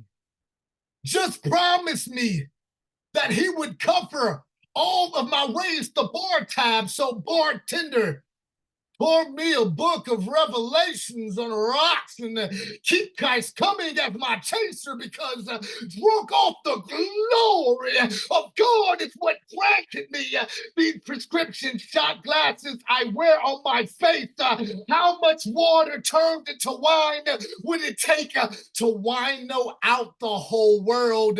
Hey, reader, if you get to heaven before I do, politely ask any angel you can find to ask God to edit all of my novel ideas and Guinness beer stout me in any Guinness book of world records with a footnote that'll read, here lies C.P. Mays. His voice rang sheet music composed of barbed wire and shrapnel and toddler tears. Thank you. Thank y'all. Wow, CP, thank you so God much. damn, what? Everybody, Wow. unmute, share some love with CP. The razor blade. I That am razor so glad blade. you did that. Your poem was so good, I just dropped my phone in water. The razor blade. That razor blades shave with. Amazing. Again. I literally went to the go hit up the razor chat and blade. drop my phone in That's all you water. gotta say. So The good. razor blade. The razor blade shave with. That's, Shave with. that's it. Yeah, yeah. That's The all you gotta razor say. blade. Blade, the Who razor else blade has listened shave to with, this bro. Like tagline? The razor razor blade. blade. The razor Had blade. the razor shave. blade. Come on, man. Rain sheet music. Fuck out of here, man. Right? Come on, man. Fuck, bro. Elemental knows the music. And Since I stepped into the community, like I came in with all these world accolades and it wasn't about it. You know what I'm saying? Like, it was about hearing the next poet. The accolades don't really mean shit when you can't afford to eat. You know what I'm saying? When you can't afford pap, when you can't afford pipes and shit. Like, I've hustled hand to hand that I burnt on a computer just to get baby wipes. So to see now, y'all, and I swear I'm not getting blurry-eyed, y'all make it seem like it's fucking worth it. So thank you. Fucking thank you. Like, yo, When one of my Zomkhonto says believe Love in you to death, CP man. Mays. Yo, When CP is the one I believe in. you Like, say believe in him, it's about believe in the man who is humble enough to receive 1 billion love yous and still love back without thinking more of himself than the people he's loving. That's how beautiful this man is. That's why we're gonna love him. This is the home he comes home to, not a fucking Oscar and a fucking Golden Globe and that shit. Well, that erase it. This is the shit your soul takes over. CP, like CP can't even come out of the maze of his own. Like, CP is always in the maze. Like, oh, where the hell am I going to get out? I love you, bro. I love you so much. Perfectly put. He is beyond competition. Trust me. We're going to move on to the good luck round now, everyone. It's getting late, and I want to get up out of this chair really badly. So we're going to move on. Mr.Witz, are you with us still? Do you have any words for us tonight? Yeah, I'm still here, King. Thank you for the space, man. Shout out to all the poets that came before me. I don't have a cover poem tonight, but I do have 2 short pieces that I wrote today. So this will be the first time I said them out loud.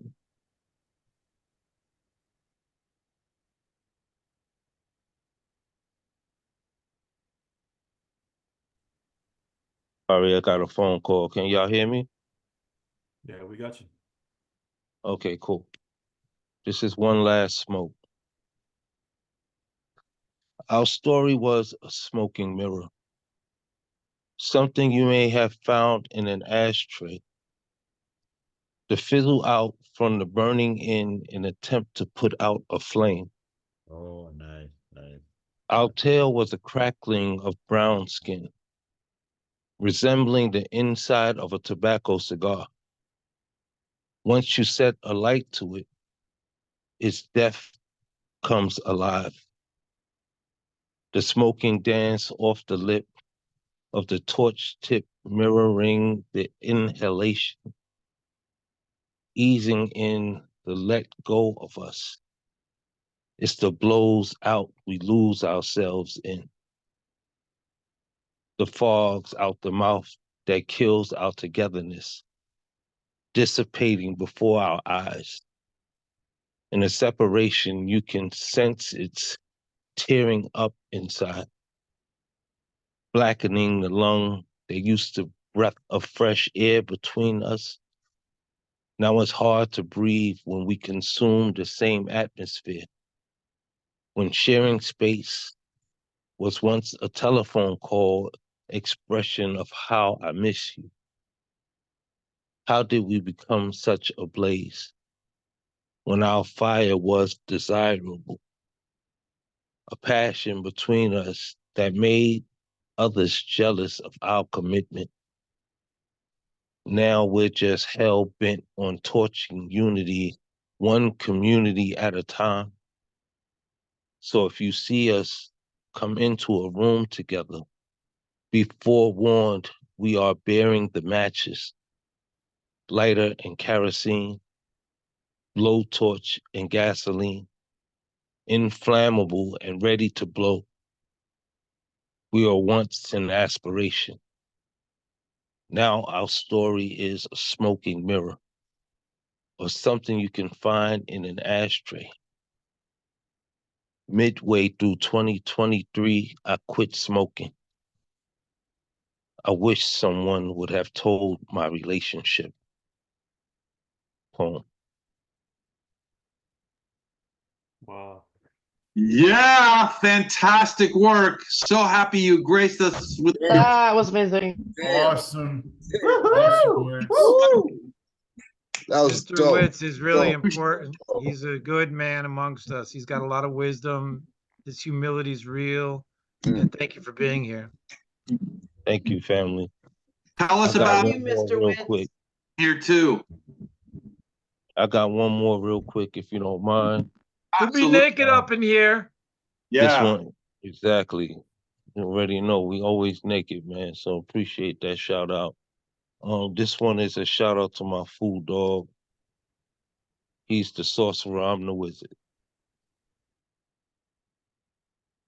An elder once told me that someday I understand how powerful I am. The enchantment possessed in the wand of my pen, the cast of my tongue that can strip in a notion. He said not only would I understand the power I wield, but I know exactly what was meant for me to do with it.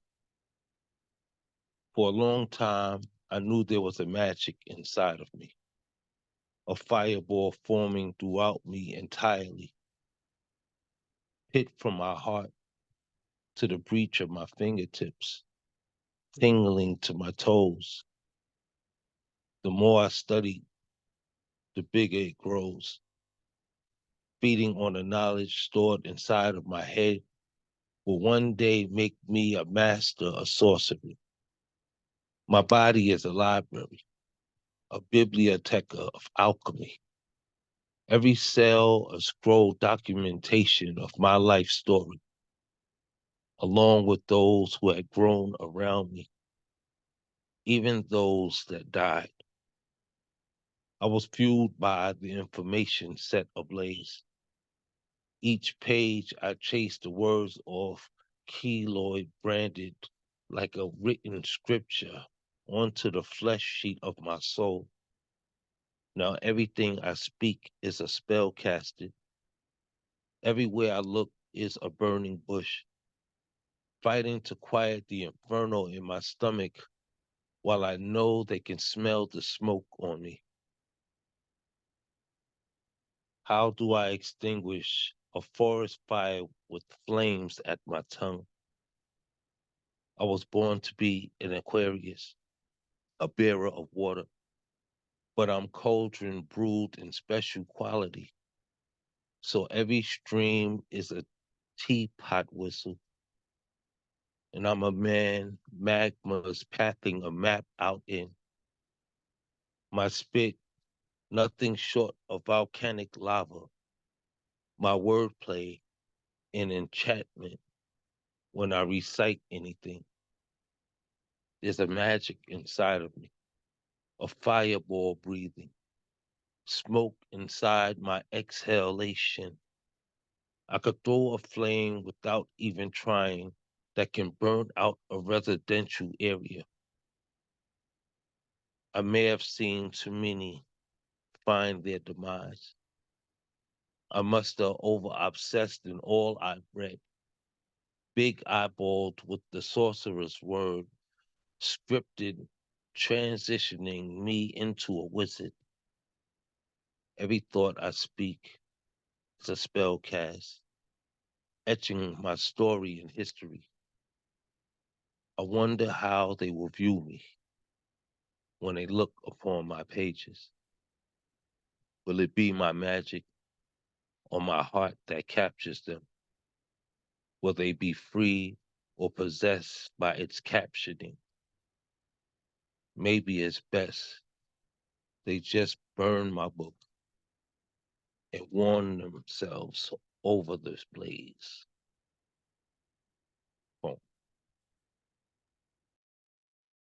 Boom. Oh my God. Wow. Holy shit, Mr. So glad you came. Damn. Great Yes, thank work. you so much. Oh shit. Wow, Beautiful, thank- beautiful, beautiful. Wow. Everyone So share deep, some so love. profound.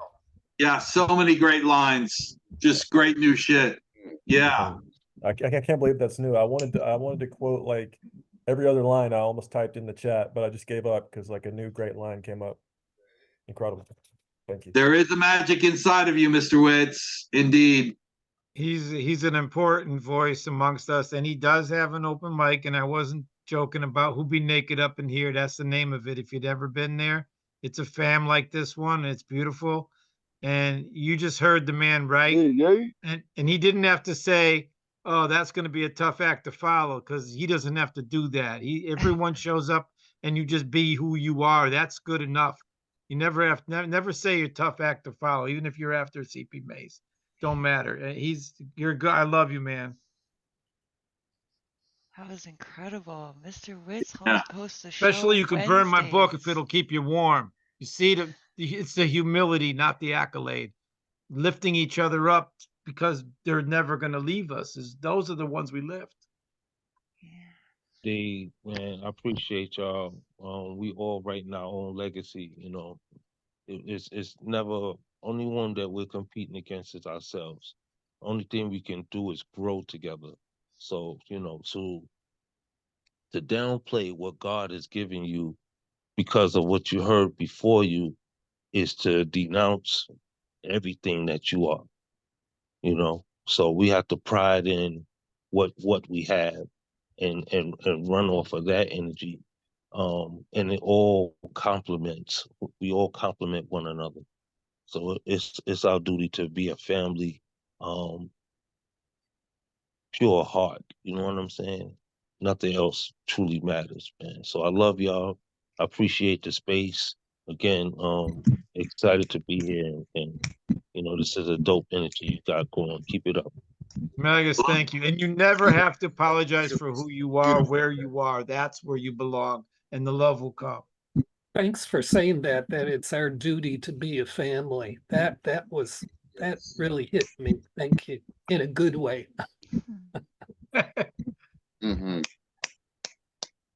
And the last poet up on the mic, KataLyst. We have, last but not least, Aleksandr Goldberg. Oh, wait, we may have one more after that. Oh, wow. Now we have Aleksandr the Goldberg. Oh, yeah. Welcome. Thank you so much.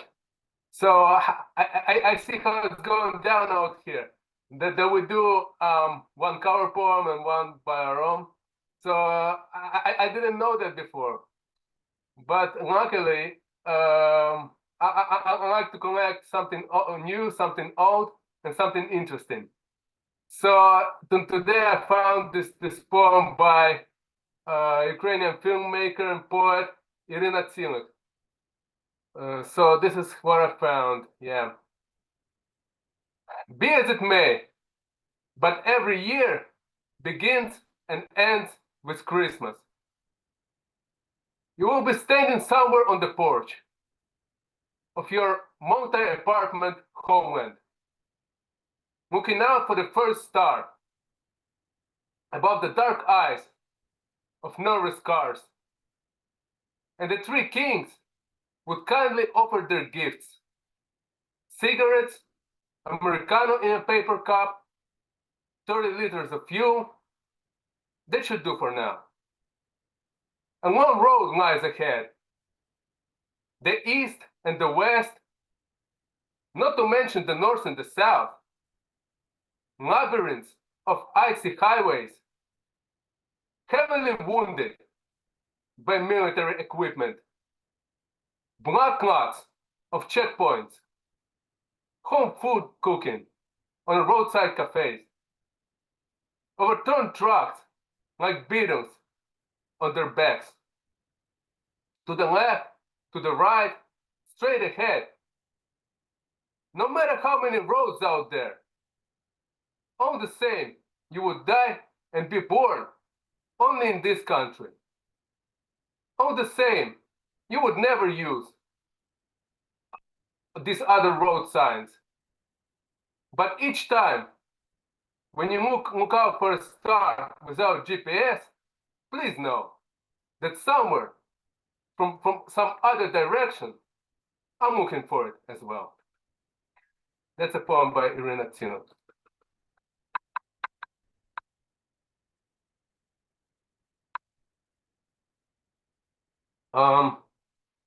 So yeah, woo-hoo, yeah. Yeah. Oh, sorry.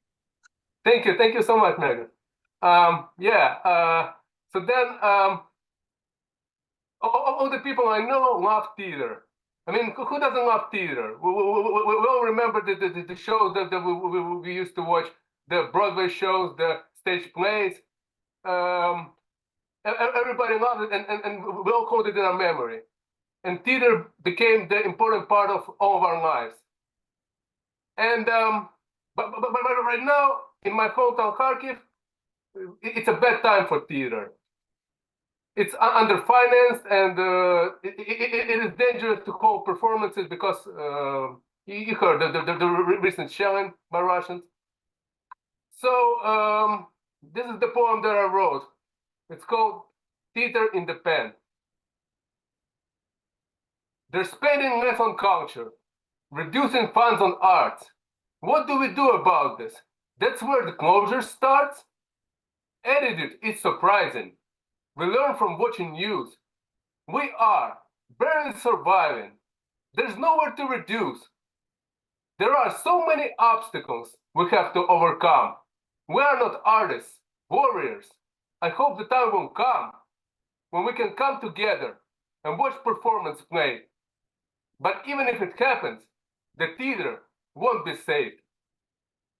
We can't have plays provided since actors have departed. What do we sing for Christmas? We learn from the museums. How do we say goodbye to those whose fate has long been sealed? Those who did not return in life, but came back unashamed. Our culture and traditions are needed more than ever. Our actors and musicians can help us solve this matter. Thank you so much. So true. Give it up for Aleksandr. Yeah. The Goldberg. Goldberg. Thank you. Yeah. Thank you. And for bringing us the information, let us know that something's happening somewhere. We don't catch it all. There's nothing but bad news everywhere. So if you're somewhere in the world, don't assume that we've heard it before.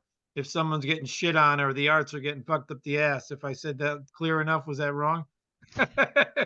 Yeah, unfortunately, that happens all the time and very often. Yeah, but bad news everywhere. Absolutely. So some were better, some were worse, but bad news everywhere. Yeah, but you're saying, don't give up. Boom. Absolutely. Bad news, but don't give up. Until we're alive, there's hope. So we should never give up. We should always continue hoping, continue fighting, and persevering, no matter what. Well, that Ron was an Whitehead, important I will not bow message. So down. thanks Ron for Whitehead. saying that. It's a very important message because if if the adversary can get you to get rid of half your identity, they've won half the battle right there. It's not just a conflict about, economies and forces. It's a conflict about people's souls and their identities as people. And it's a conflict that's being imposed on culture, and culture gets to be a lot more vulnerable than, an armed force. You can get rid of culture really easily, just bomb the places where it's done. Yeah, So well said. Culture is so important, and it's really about the souls of people. It's true, and therefore it needs to be financed, it needs to be supported, and it needs to be preserved for future generations. So people would know history, people would know culture, people would know where they came from. That's really really important to have and to support and to finance. Yeah, absolutely. Well, culture also teaches you how to be a wholly participating citizen in your society. So, you may think it's a one-way thing where it's people who practice culture that are kind of giving people a time out to be reflective and think in ways they aren't asked to in their normal everyday lives. But it's also giving those people, especially young people, a whole set of skills about how to relate to each other that they don't get through any other kind of institutionalized practice. Yeah, absolutely. It saves lives too. Yeah, absolutely. Yeah, culture saves lives.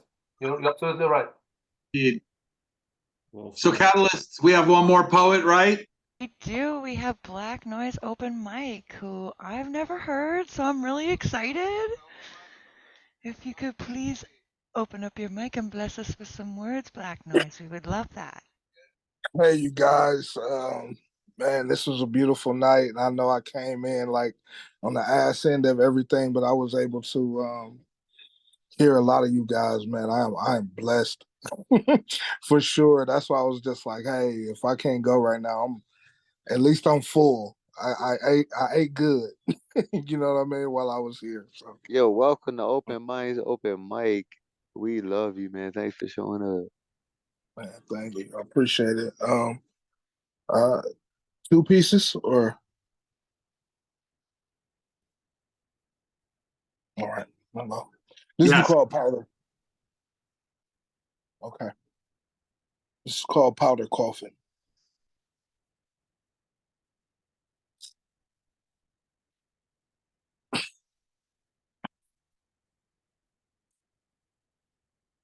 I can feel the reverb of screams, seismic quake of misery.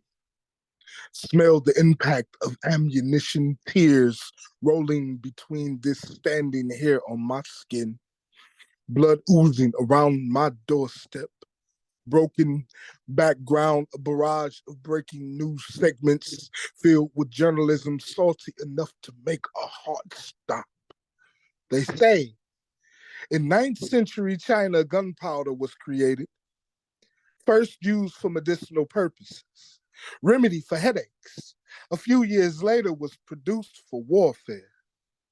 I asked myself, how many times did organs implode before maniacal madmen decided to set the powder ablaze?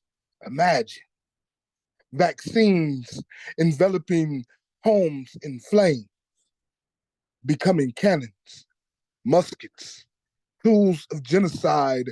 I will never look at medicine the same.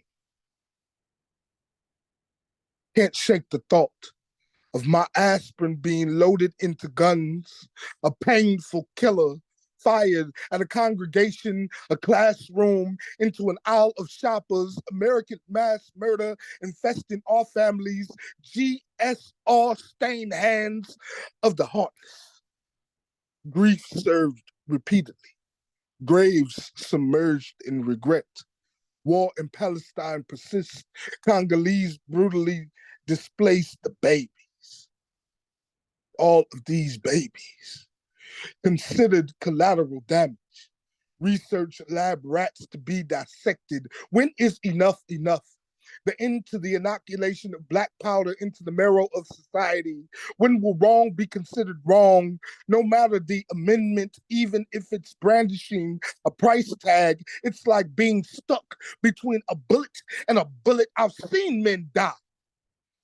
So even in knowing the despair, how can I protect my family without fighting fire with fire? I have to think the creator figured it a sickness to not keep up with the times, unable to suppress this coughing disease of terror, pneumonia shrapnel in the chest of many nations like mucus, antibiotic released on the defenseless. I wonder if shell casings will be found wrapped in IV bags, saline solution thick and black.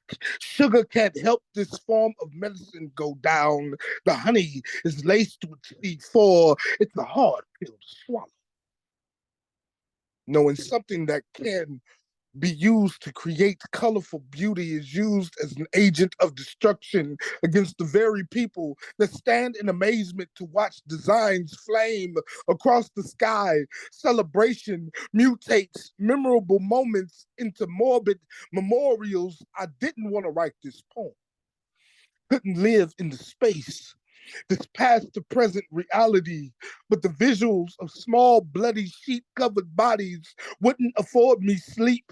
We can't keep ignoring the mental erosion caused by the emotionally sick, equipped with firepower, the bullies who ally with bullies, the contradictory posture of a government who won't allow women to be in charge of their bodies, but will fund a war, murder of innocent children, bodies piled up by the millions, while they spend billions to remedy the world of free enterprise. cities bombed into dust, a mixture of plasma, potassium nitrate, charcoal, and sulfur. Imagine being the creator of a substance used to play God, mind of Hyde, genius and sick fuck. They say gunpowder is considered to be one of the 4 greatest inventions of China. I bet inner city mothers and the children of Gaza would beg to differ. Peace. Damn. Oh my God. Damn. For Yo, coming. welcome to Open Minds. That was sick, bro. That was He just sick. dropped the mic and goes, peace. Like, Wow. oh my God. Whoa. Wow. Yeah. Welcome, welcome. That was Yes, incredible. welcome. The cool part One is of us. I'm actually One of us. Indeed. Appreciate y'all. This last piece, it's called Round 400 and something.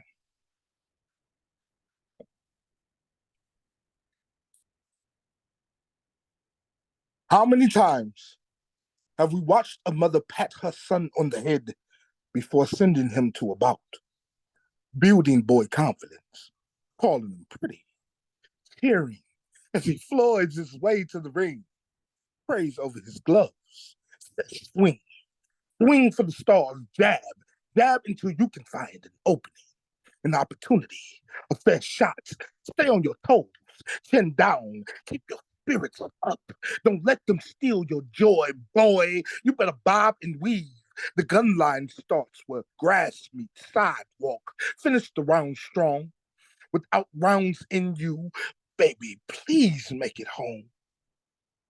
If a black man gets kneeled on this canvas, and all you see is black, is it his fault? Is he heard? Or does justice continue to sit ringside wearing skin coat bought from selling tombstones? American dream rules don't allow fair. This drops its guard when sidestepped correctly, but most times counterpunching will leave your bell cracked, make you more empty-shelled than Balboa, unbalanced in a country whose fighting style is more Tyson than Ali. Watch your ears and what you listen to. The ring girl is blind and French. She won't speak your language and will tip her scales in their favor. Don't let the lies beat you sluggish. It'll take a lifetime of training to go round for round in a slugfest against this slew-footed, pigeon-toed southpaw with a moonshine left hand.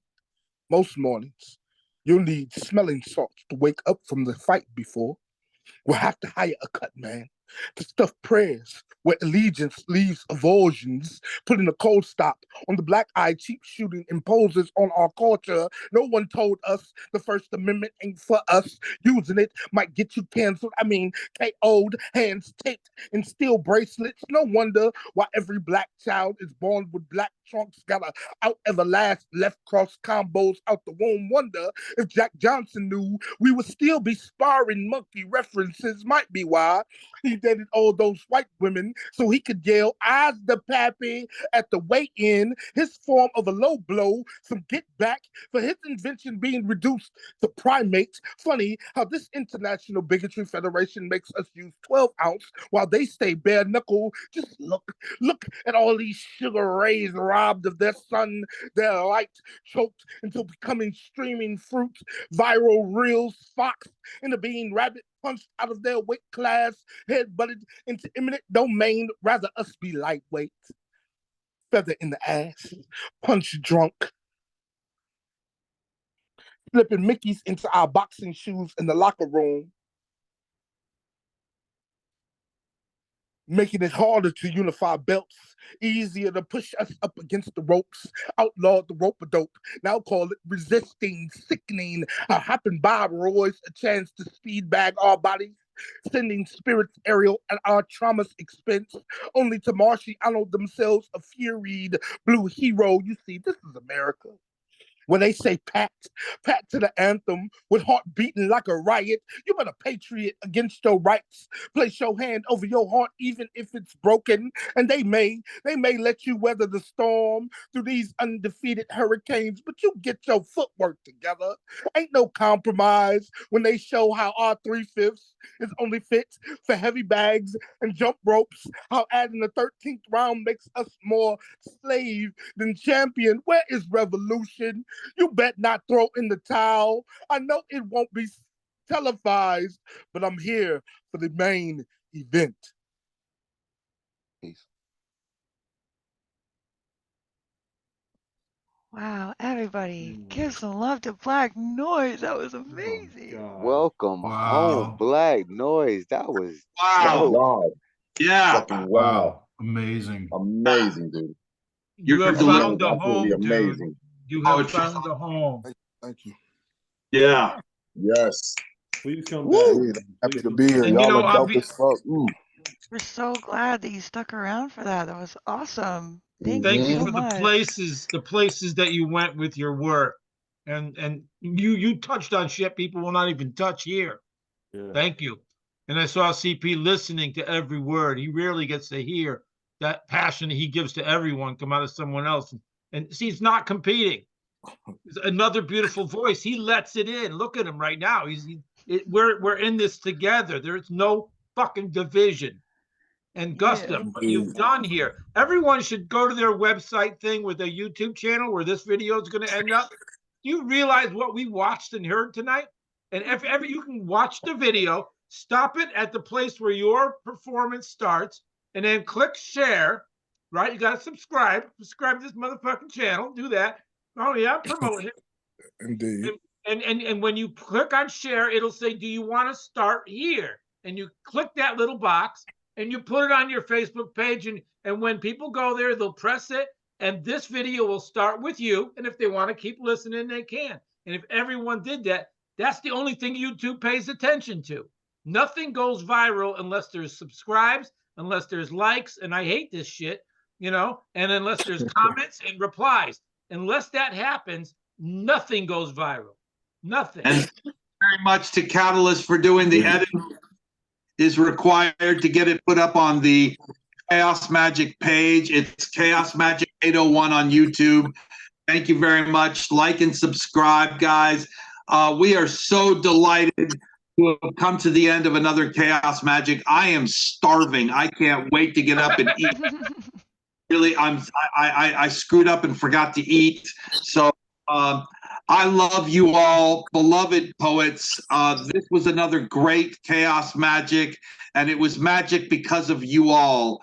So thank you so much. Do you have any last words, KataLyst? Any love to give to anyone? Oh, love for everybody. Tomorrow we have our show with Whisper Poet where we're going to do an interview with Debby. What's it called? The art of the heart. Is that right? Heart of the artist. I'm a little tired too. Yeah. Heart of the artist. Okay, everyone. It was great. Thank you. Good night. We love you all. Thank you so much for coming out. Love you all. Thanks to all the new folks Love who came everyone. here. Thanks to Yeah, thank everyone you again, who's Black part of Noise, the for fan for coming bringing this back. home. Like, See you tomorrow. we All love the you. We'll see inspiration. y'all tomorrow. Good night. Good night. Happy New Year, everybody. Happy New What a way to Year. start the Happy fucking New New Year. Year, right? Like, oh my Happy goodness. New